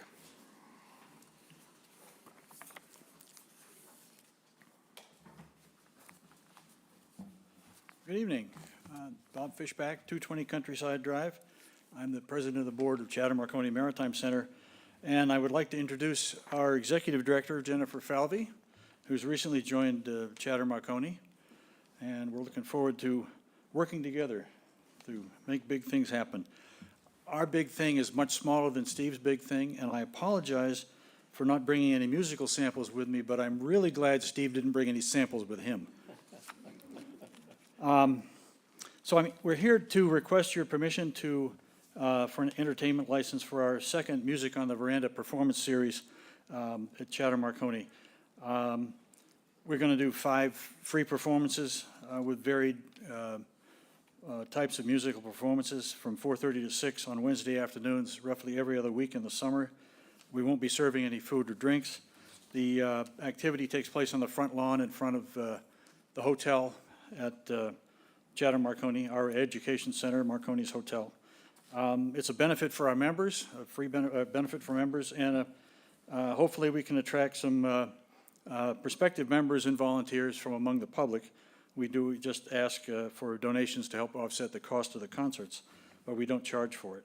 I have checked with our closest neighbor, Dominic Bareffi, who is probably the only residence that's actually could be affected by the music, adversely affected by the music on the lawn, and he's fully supportive. In fact, he wants to come, so that's good. I took that as a good sign. We're also here to request permission to use your front lawn, because it is your front lawn, as part of the music series. And I would like to take a quick second to mention that our museum season opens on this Thursday, May 22nd. We have a new exhibit called Can You Keep a Really Big Secret? We're probably in the right town for that. But we are recognizing the 80th anniversary of the victory in the Battle of the Atlantic from World War II, when the station played, in which the station played a significant role. And we've discovered among our visitors that the 3 years of World War II, disproportionate interest in our visitors in that brief time period of history. So we have expanded our smaller Navy Years exhibit this year, and it should be pretty nice. We're going to have a grand opening ribbon-cutting ceremony at 11 a.m. on June 5th. But that's the commercial part. I'm actually here to ask for an entertainment license for Music on the Veranda, and therefore request same. We're happy to entertain any questions. Thank you. I would note parenthetically, you're part of Chatham Historic Weekend coming up, aren't you? We're part of Historic Chatham and Historic Chatham. Chatham History Month. Yeah. Right, along with the other venues. And we have a couple of events going on. June the 5th, Dick Cracer is going to talk. Thank you, Mr. Chairman, for the lead. Well, I heard Mr. Messina make another pitch this morning at the Historical Commission, and he My was before us condolences. last week, so he'd be very upset if I didn't mention. I heard that, Bob. What did he say? Yes, Dick Cracer is going to talk on June the 5th about life in Chatham during World War II. It's a talk he's given before, and it's pretty interesting and pretty well, and it ties into our new exhibit as well. And we have of course, the first music event is June 25th, toward the end of the month. And our affiliated amateur radio association, WCC Amateur Radio Association, that operates out of the museum, has several, I think 2 Morse code-based amateur radio events going on during the month. Museum Ships Weekend is one, which is essentially an international event that the museum participates in. Thank you. Ms. Falvey, did you have anything you'd like to add? Nope, just looking forward to these concerts. Okay, great. I have a question. I Yes, missed it. Maureen. When is Mr. Cracer's talk? June the 5th. Okay. It's part of our speaker series, 7 p.m., June the 5th. Thank you. Any comments or questions from the board? Is there a motion? Mr. Chairman, I move to grant a special one-day entertainment license to Robert Fishback of the Chatham Marconi Maritime Center for amplified live music at 831 Orleans Road, North Chatham, on Wednesdays from 4:30 to 6 p.m. on June 25th, July 16th, July 30th, August 13th, and August 27th, 2025. Second. Okay, moved and seconded. Any discussion? Hearing none, I will take a vote. Ms. Davis? Aye. Mr. Dykens? Aye. Mr. Metters? Aye. Mr. Smith? Aye. And the chair votes aye, 5-0. Good luck. Thank you. very much. Next, consider adoption of town facility use policy. This is the second read. We'll hear from the Deputy Director of Community Services, Recreation and Beaches Division, Amy Howell. And we will accept public comment on this one. All right, good evening. I know you guys all have the draft in front of you, so there wasn't much of a change. You can see it's highlighted. We took your comments and concerns from our last meeting, and we made those changes. The first change is on page 2, and we added the line, private functions that exceed the recommended capacity can seek a waiver from the select board. And that was due to some of your concerns about, the limits that we had. So this would allow people to come to the select board and seek a waiver. The next change is on page 3 of 6, and that was adding the word neither on number 3 under rules and regulations. And the last change was under the indemnification paragraph on page 5, and we added the word officials and then agents and contractors to that as well. So I did take those to the Parks and Rec Commission, and they voted unanimously to approve the changes and recommend to the Select Board for approval. Thank you, Amy. I just wanted to note for the record that there is a schedule of fees that wasn't in, it's an attachment, but it wasn't included. But there is no change from what you previously sent us. I would be happy to read it if anybody wants to, but I've done enough reading tonight. And but if anyone wants to, I will read it. It is in the form of matrices, so it's difficult to read orally, but Correct. There's no change. There was no change to those. No. So any comments or questions from the board? Do we want to adopt this tonight? Is there a motion to proceed with it? I move approval, Mr. Chairman. Is there a second? I'll second. Mr. Metters has seconded. So you were going to receive public comment? Yes, on I'm this one? sorry. Is Thank there, you. thank you, Jill. Is there any public comment on this? None? Yes. Please go to the microphone and give us your name. Hi, I'm Jennifer Norton of Chatham Lighthouse Beach Yoga. So I don't know that I am crystal clear on what the new fee structure is as it will pertain to my business very directly. Amy, can you address that? Yep, absolutely. So now anyone, as stated previously, we kind of started it last year with a program that was coming and doing business on town property. So now any business that is requesting to use town property to run a business, a program, a class where they are collecting fees will enter into a license agreement with the town. And that is to ensure all legal and liability issues are covered both by the town and the business offering it. And also with the license agreement, the new fee will be 20% of any fees collected from that business. Does that answer your question? Yes, Thank you. Any other comments from the audience? Any online? I see none. Okay, so we have a motion that has been seconded to approve this policy, and unless there's any discussion, I will take a vote. Ms. Davis? Aye. Mr. Dykens? Aye. Mr. Metters? Aye. Mr. Smith? Aye. And the chair votes aye. It's passed. Congratulations. Thank you. Next, we have a license to enter and use real town property at Lighthouse Beach. Jennifer Norton, Chatham Yoga.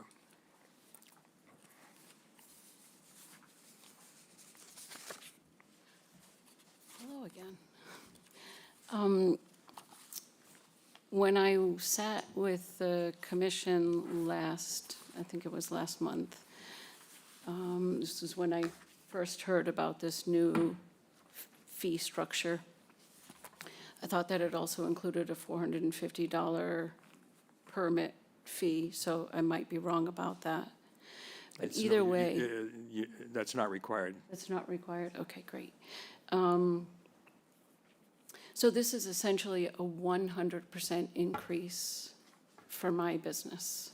I've been 9 years teaching yoga at Chatham Lighthouse Beach under the supervision of the Park and Recreation Commission, and our agreement has always been 10% of my fees. Given the late date of this change, I have not been able to meet any deadlines for print advertising. In the past, I've advertised in the guidebook. I've been on the maps that get distributed around to the businesses.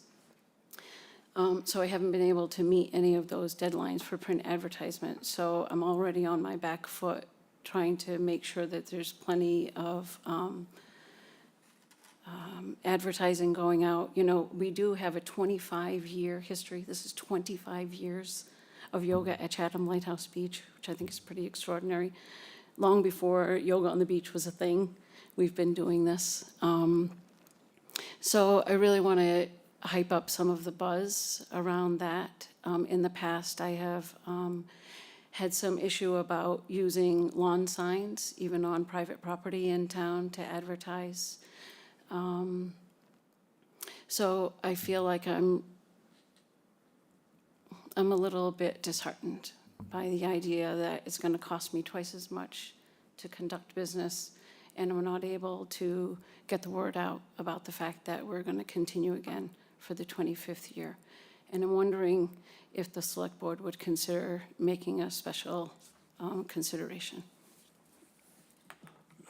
Thank you. So, Amy, could you please come back to the podium?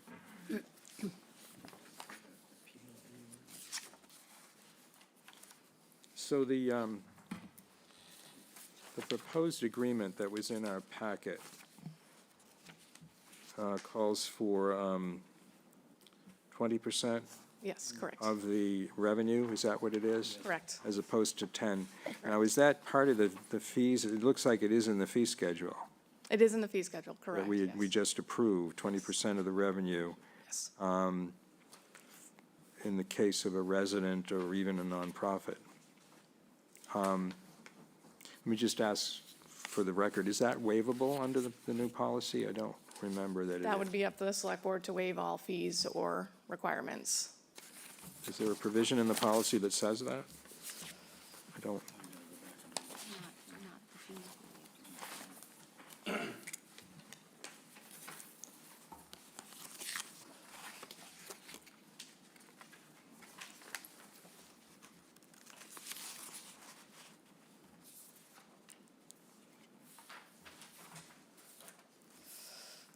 Don't.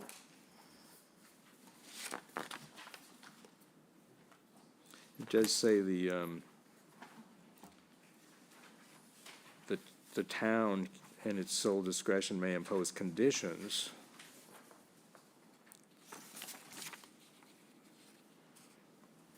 Can I ask a question? Yes. Amy, is there any similar businesses doing what Jennifer's doing? Or are there any other kind of businesses where there's that kind of volume or frequency, activity that you charge? that we Yeah, charge? so you guys will see it coming before you. We have another yoga on the beach that does it at Harding's. We have boot camp out at the community center and then at Harding's. And then all classes at the community center, any businesses will be coming before you as well. And they will all be entering into this new license agreement at 20%. So 2 of them were approved at the previous meeting, and we're in the process of scheduling them for the select board. Corey and then Stuart. All right, I'm going to throw a couple comments out there. I've been the Park and Rec liaison for quite a few years. Jennifer has come before the Park and Rec Commission numerous times. This is a business that has been consistent. It has been growing. It has been well attended. I know this from feedback. I'm not a yoga person, so it's not a firsthand commentary on my behalf, but no. Those who, yeah, no, I won't go there.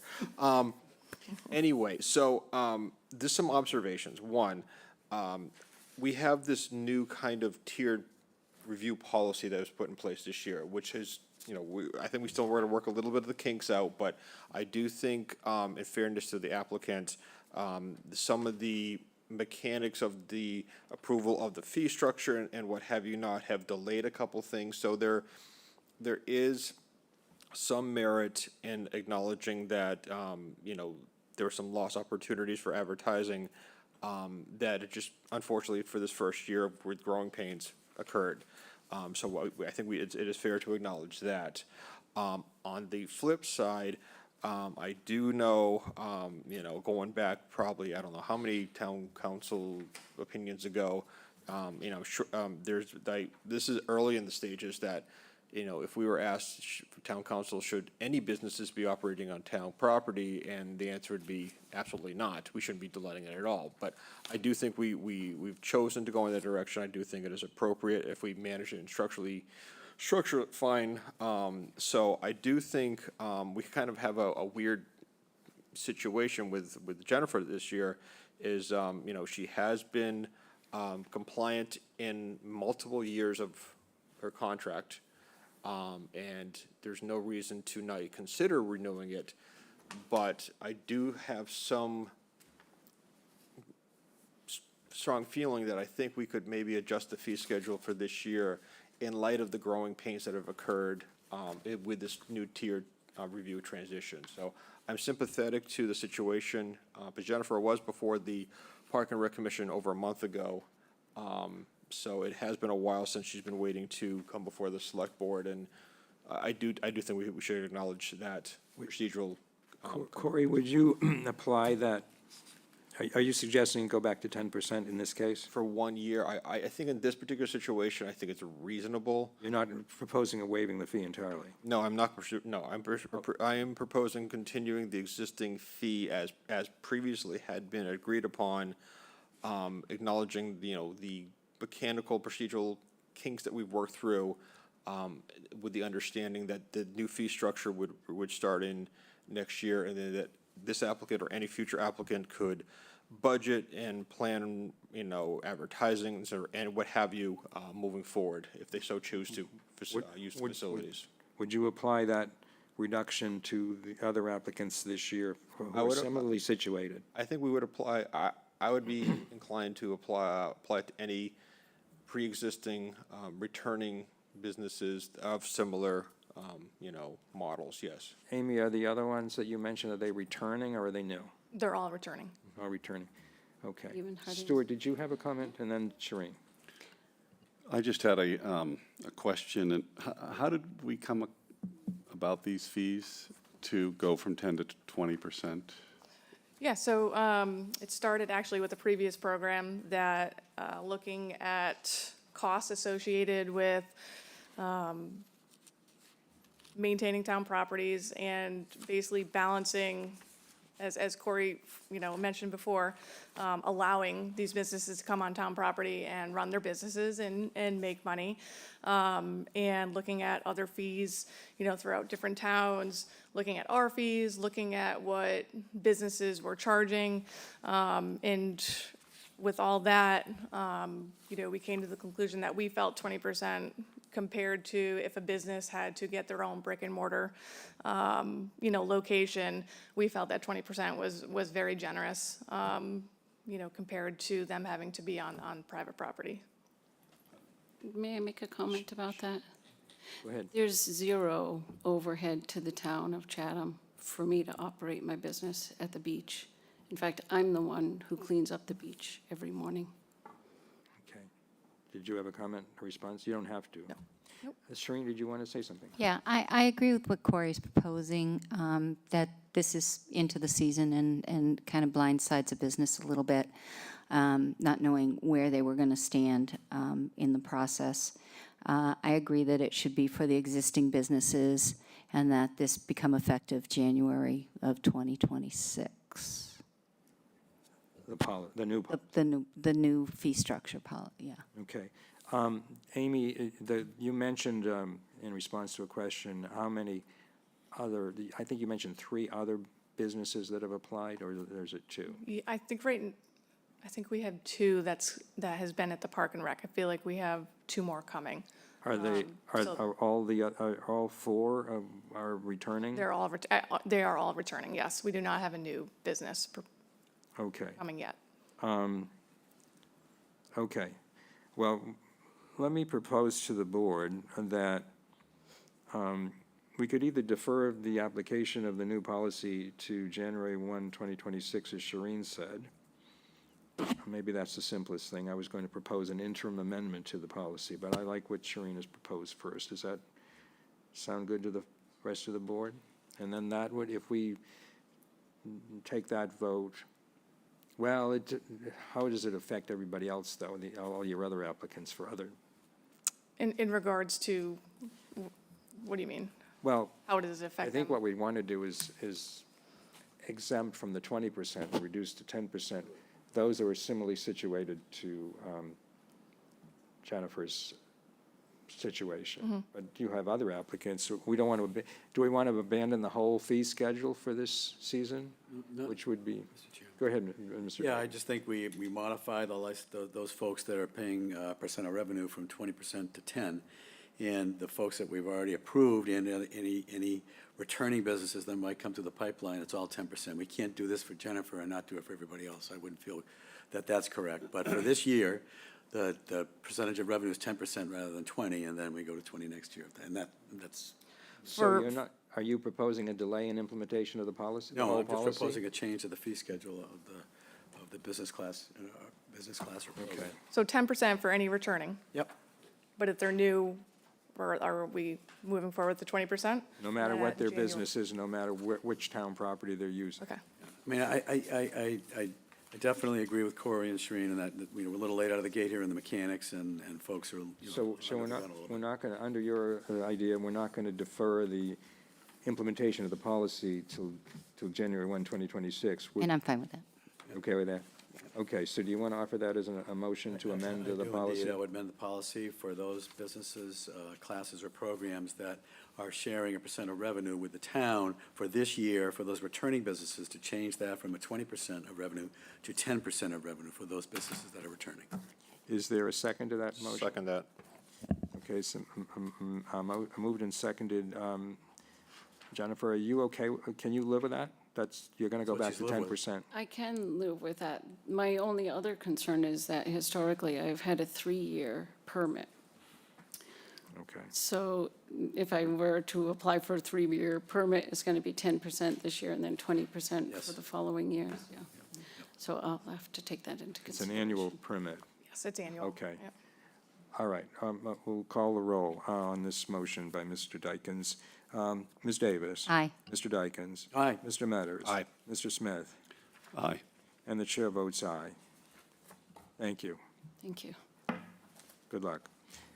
Okay, now we're back to the board on our, let me just get all this paperwork out of the way here. On our liaison assignments for the upcoming year, and we have a whole array of them with the departure of Mr. Shell. So how do we want to proceed on this? Do we want to go member by member to see what your interest is in either giving up or taking on a new committee?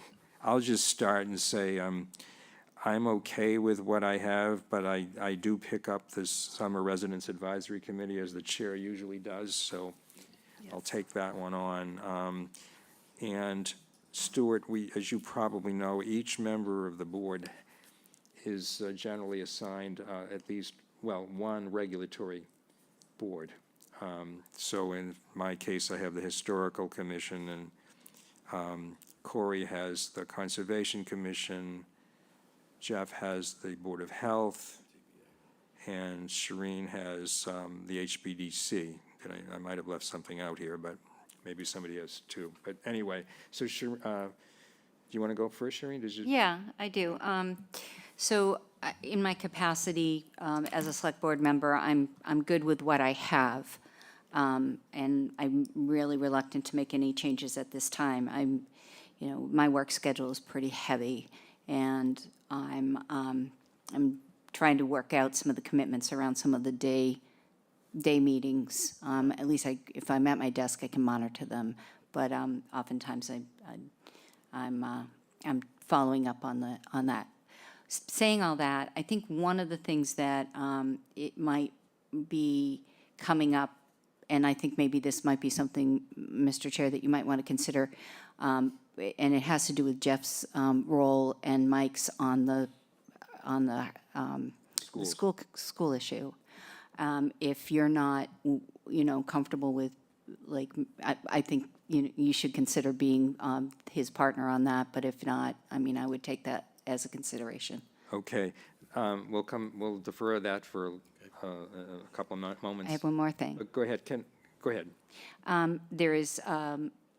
There's a role here. It's not a committee. It is a committee liaison, and it might be a duplicity, but I do want to open up the discussion of my role as it is on the Housing Trust, and whether whether everybody be fine that I am the liaison to the Select Board for the Housing Trust. Yeah, I was going to mention that as well. I know you and I had a conversation about that yesterday, and I think in addition, or as part of your membership on the trust, that you would also function as the liaison. We know we currently have a vacancy on the trust because Mike was one of the 2 select board members. Under our current bylaw, we still have 2 positions for select board members. I'm not proposing that we would fill that second position at this time because it doesn't seem to me to make much sense. The Attorney General has the new bylaw change. Yeah. I suspect she's going to approve it. And your appointment is up. It's up in June, so Yes, that's a and caveat to it all. And I think we should put, you can do this while I'm away. I personally support your staying on the trust as this board's representative, and I'll leave it for others to weigh in when this is on the agenda, but hopefully it can be on the agenda, and that would be part of your role. As far as the schools, I know that Mr. Shell participated as chair, sort of as reciprocity to Harwich, because the chair in Harwich was on it. I don't feel ownership of it. I think, Corey, even you expressed some interest last time about that, because you have kids in the school, but I would defer. I don't want to offend Harwich on it. They're having an election today anyway, I think, and we probably will know at some point whether their chair is going to do it. I do think Mr. Dykens is certainly key to that, but I would be happy with that if the board, would prefer, and if you're willing to do it. I don't need another I don't task. have any ownership. I'm just trying to support Jeff in his endeavors. No, that's fine, and I don't have, that's all I would be doing. I don't have the need for another role here, knowing how they do things in Harwich. I don't think this is going to be a one-shot meeting, frankly. But anyway, does anyone have any thoughts on that? Well, why don't we see who gets elected and who is interested in whether they appoint the chair to that position, I think. Okay. And not that, I think Corey's would be great on it, but let's for reciprocity, Okay. if you will, for tit for tat. I'm fine with. So I would hold on that. Okay, that's fine, and I'm fine with Corey doing it. No, me too. He's got That's more fine. ownership to I this. can live with I'm just- anyone else on this board except myself being in that position. So let's put this on at the May. We could do it the May 27th meeting that Mr. Dykens will chair. Okay, so we heard from Shireen. Yep, off to me. The only thing I have a deep interest in that Mr. Shell had on his list is I would like to pick up the Committee for People with Disabilities. It dovetails with my role on the Board of Health and also my Human Services Committee. So that kind of is a troika of social service committees. But other than that, I'm good to go. If anybody, I love the Energy and Climate Action Committee and what they're doing and stuff, but I don't, it's just an interest of mine, a deep interest of mine, but I'll defer. Did you have any that you wanted to, or were willing to yield up, or do you feel? Well, the Open Space Committee it's not active, is it? No, they only meet as needed. I knew they had something pending when I was staffing it, but I haven't heard anything. Certainly give that up. In the case of the Monomoy legislation, that committee, is that still viable, or doesn't make any? Yeah, you can It's a drop moot. that. We could strike that from the Yeah, list okay. in both Fine, instances. so And I would take open space and the Monomoy right how up. about the North Beach subcommittee, is that, That's, we need you to keep that, all right, as needed. okay. So I would pick up, I mean, unless All right. Stuart has a burning desire or somebody else has a burning Well, we desire. haven't for finalized anything disabilities. here, we're just talking Okay. right now Yep, amongst thank you. ourselves, because we haven't heard from Stuart or Corey, so. Okay, anything else, Jeff? No, that's it. Corey? Thanks. No, generally speaking, I like the committees I've been assigned to. I've had a really good relationship with, the Cultural Council, Park and Rec, Waterways Advisory Committee. I'm thrilled the Cove Committee, or actually it's Working Waterways, I have to retitle this, WEWAC, the WEWAC. So, I'm not eager to kind of give up the bond I've created over the years. Full transparency, and I'll put myself out there. The Conservation Commission, regulatory, I have very little contact with them. I mean, they've reached out to me periodically over the years, but, that's not one I'm heavily attending on a regular basis. So, happy to continue to serve and try to, reach out more to them. I'm also happy to take over the planning board if there's no desire to do the planning board. I'll just throw it out there. I can go either way from a regulatory perspective, but I'm happy with basically the committees I have. Would you take the planning board in addition to the conservation? I can, or swap. I don't, Okay. either options I can put on the table. I would just say with respect to regulatory boards, everybody does it their own way.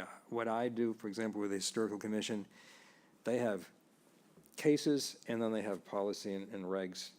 And I don't sit in on the cases. That's really none of my business. Sometimes I'll listen, but I try to catch the rest of the meeting when they're discussing policy and try to be helpful to them. So anyway, thank you, Corey. Stuart, did you have any thoughts? These are the ones that are empty here. So Jeff has indicated a willingness to take disabilities and climate action, and Corey's indicated a willingness to take the planning board, which can be time-consuming, I think. Summer Residence Committee goes over to me. I don't know, have you any thoughts about not just the ones in that under the open liaison seat, but if there's anything else on the board here that you would like to swap around with? I mean, the Airport Commission is in this list. We know that's not an easy task, but. Do you folks draw straws here, or is it, how does this No. work? Was I cornered? These I can tell you, these were carved out like 10 years ago in my case, and I haven't yielded a bit. The Airport Commission is fine. Okay. I'm interested in that. And the rest of these are, I mean, Bikeways meets, I think, pretty regularly. yeah. It's the Cable Advisory Committee, I think it meets like every 3 years. I think there's That's only perfect then. I'll one take that person one. on there, I Yeah. think. And the Energy and Climate, Jeff, you were vying for that? Yeah, but, they're a great group. Okay, if you, Did you want to take open space in exchange for that? You don't have to, but. you're going to take open space, or? No, I don't want No. Yeah, that's fine. They very rarely meet. That's fine, open space. The planning board will go to Corey, or did you want that? I can go either way.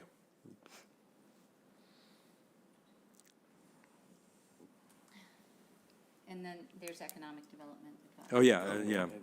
And that's the committee that we're trying to boost and. Yep, I can get some take that. people.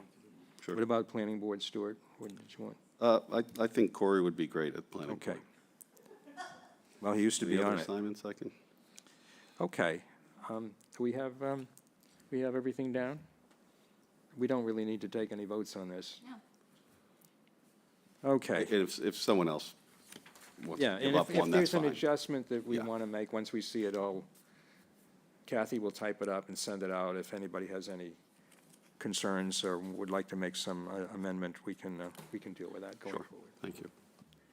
I'm happy to still keep it. Do you want the Conservation Commission, or? I have no burning desire. I will keep I'm it. interested in the traffic study. I will keep the Conservation Commission. Traffic study? Yeah, I have some thoughts on that. Okay. I'll just, I could liaise the open space committee. I could liaise the open space committee if you don't want to do that one. You're back to that. I was there twice, too. I know. I think this is the third time for you. Yeah, it will be. Okay. Are you okay with that, Stuart? She'll. I'll trade out traffic study and Oh, sure. take on open space. Okay. if you- Okay, Yep. Okay, that All right. sounds good. okay. All right. I think we're done with that for now. Next item. Consider Select Board's Summer 2025 meeting schedule and discuss any changes to meeting times, and we will accept public comment. So Kathy has prepared a proposed schedule. Last year, we started in June and we went through September, and we were conscious about, obviously, the 4th of July and Labor Day, and I like the dates that she gave us. I don't know how others feel. I cannot meet on August 26th, and that's not one of the dates. So we would start, the dates we would start, that we would meet on are June 10th, June 24th, July 8th, July 22nd, August 5th, August 19th, September 2nd, September 16th, September 30th, and October 14th. We should add the 4th of July because we all have to march in that.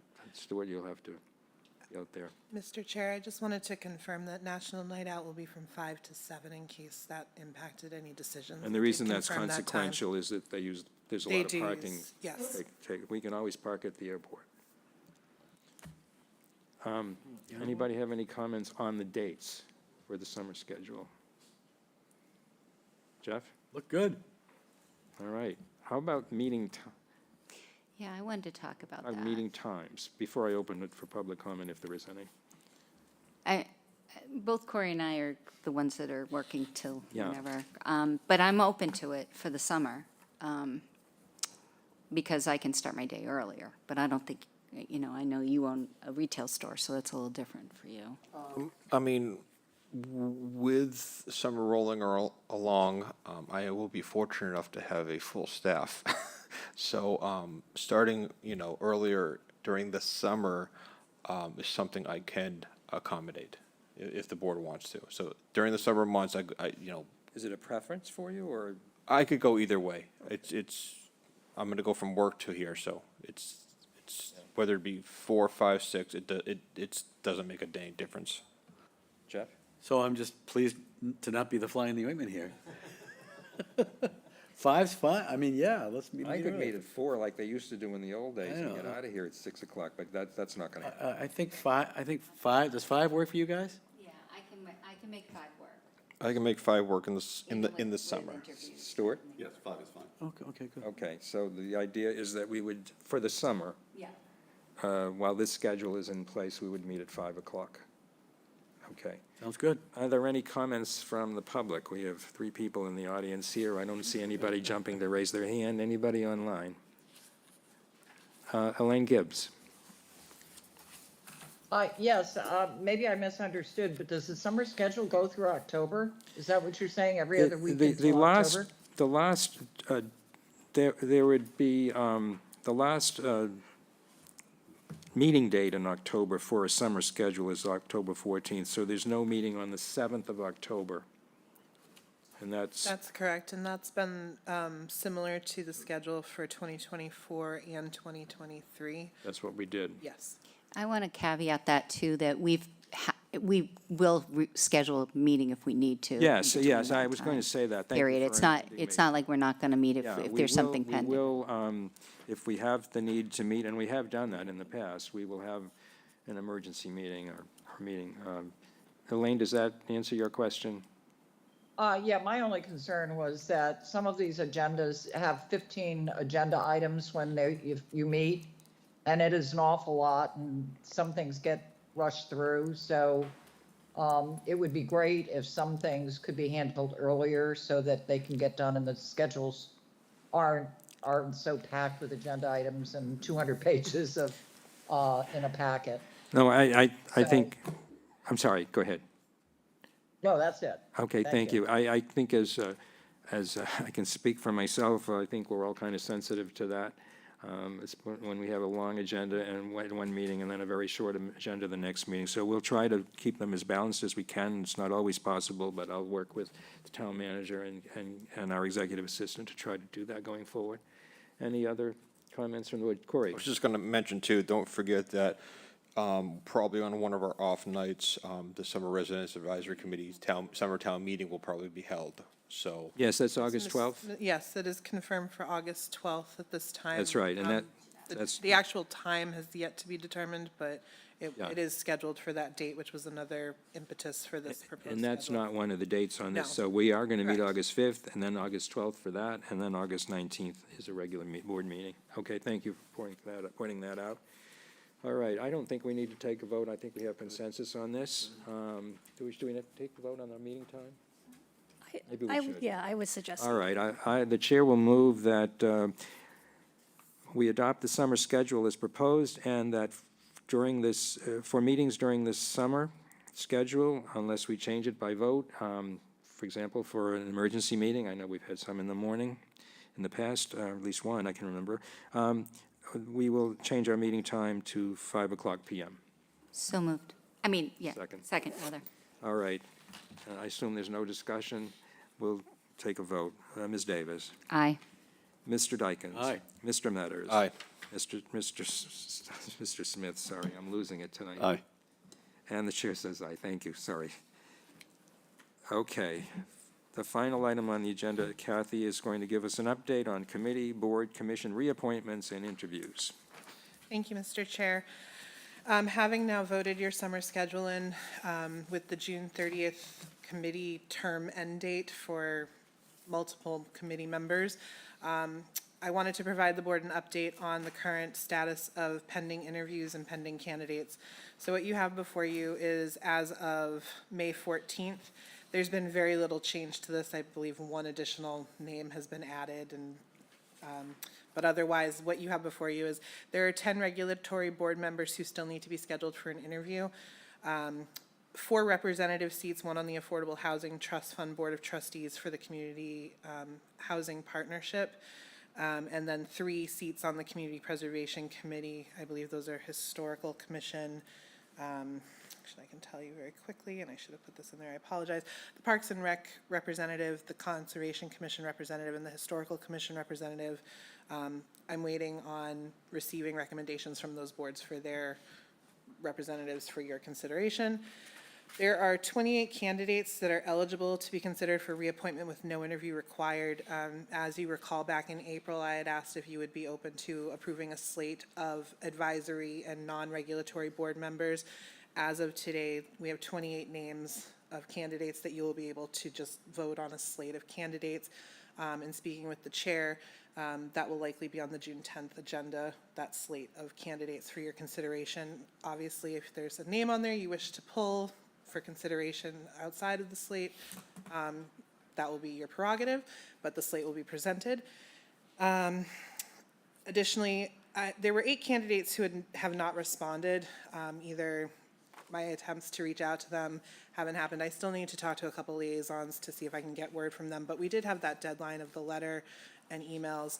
So I will, whatever the board's wish with those 8 candidates are, I can let you know who they are offline if you'd like, or in this forum, whatever works.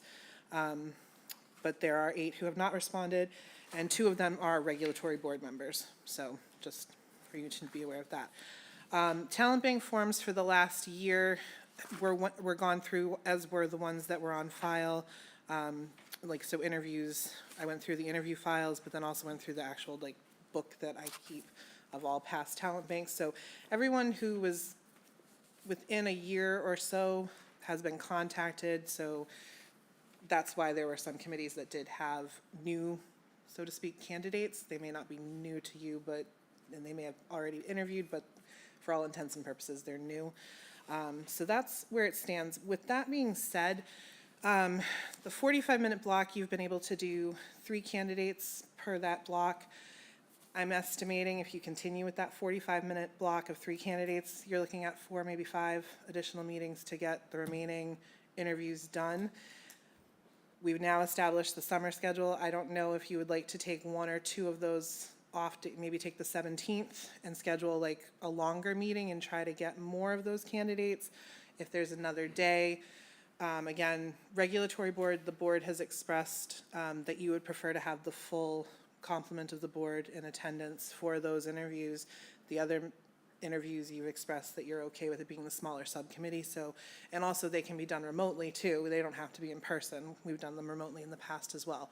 So I guess I'm just looking for direction from the board based on these numbers and this update as to additional interview dates, because I have interviews booked pretty much every Tuesday before your meeting through June 10th, starting at 4:45. So the next 3 weeks, you've got 9 interviews scheduled for various boards and committees. So my sense is that, speaking for myself, we should just keep going with the scheduling 3 interviewees prior to a board meeting, rather than taking up one of the other free Tuesdays that we just approved. That's how I feel about it.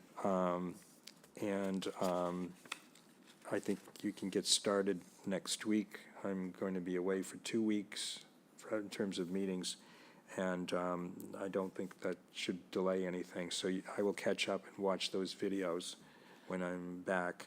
I just want to note one other thing on the attachment. I know you're aware of this. The Council on Aging has now just 1 open seat. Correct. The Yes. 2 incumbents are seeking. I heard that between the postings, so yes. Yeah, so- And I also just wanted to note too that of the regulatory board members, none of them have new candidates, so they're all incumbents just coming up for a re-interview.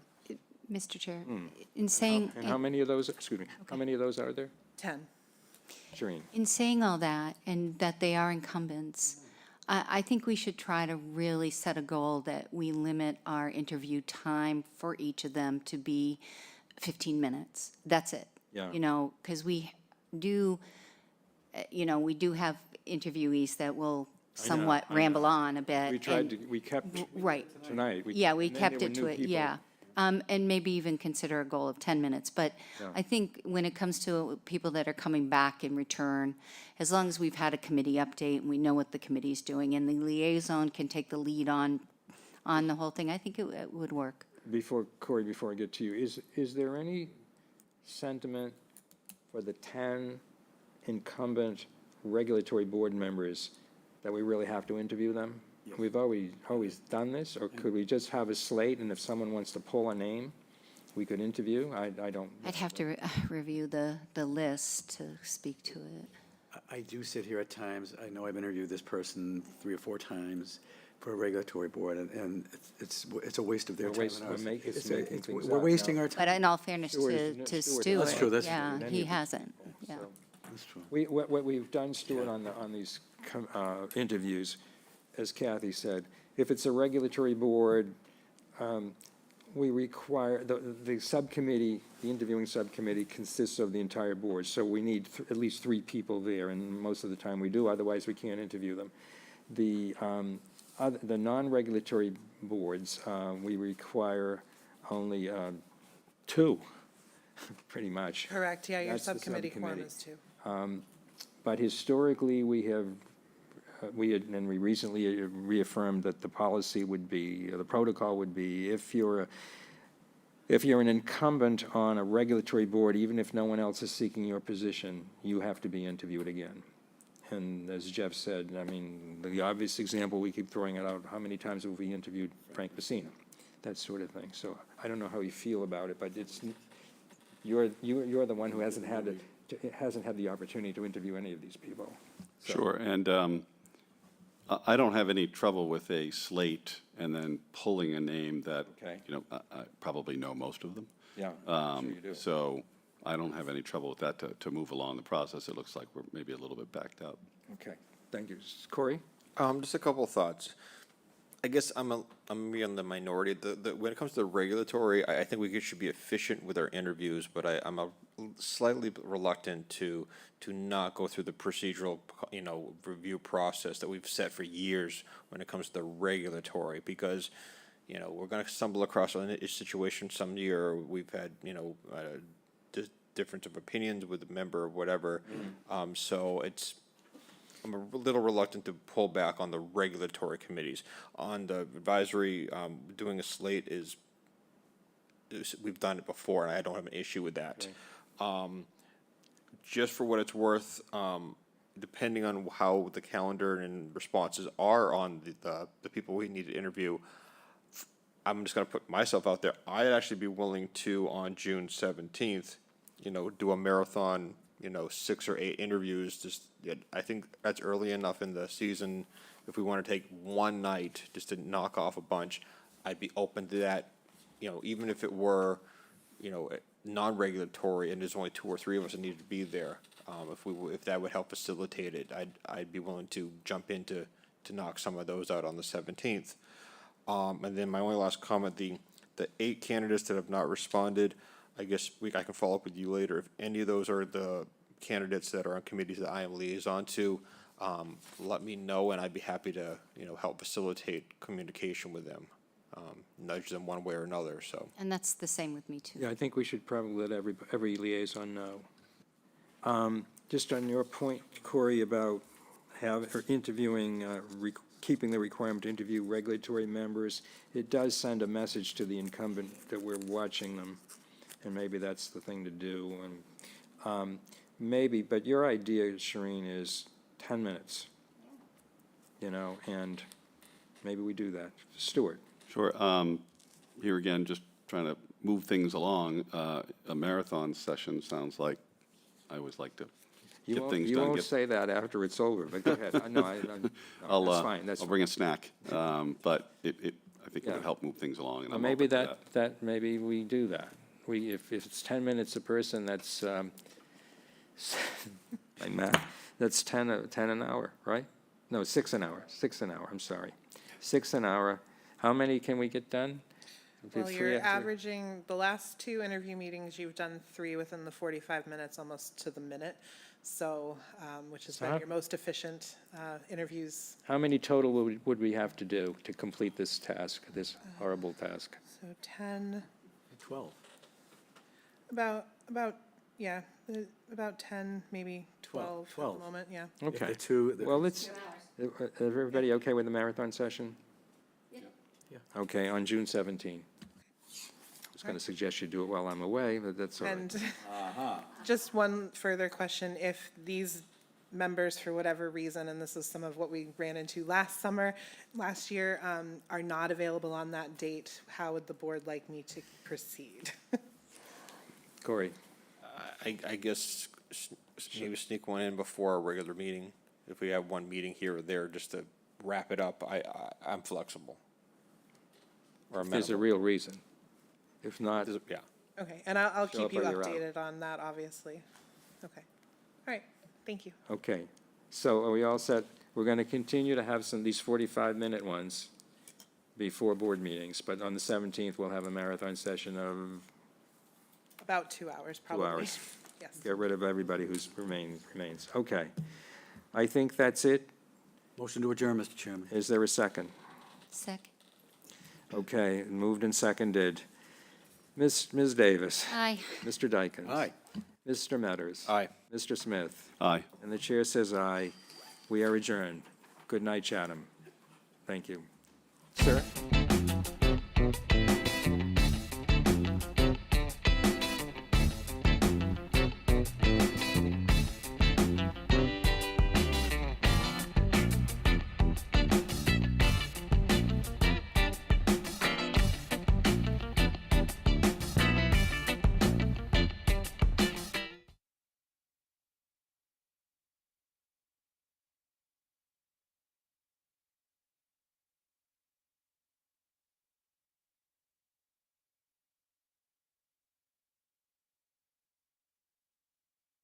Mm.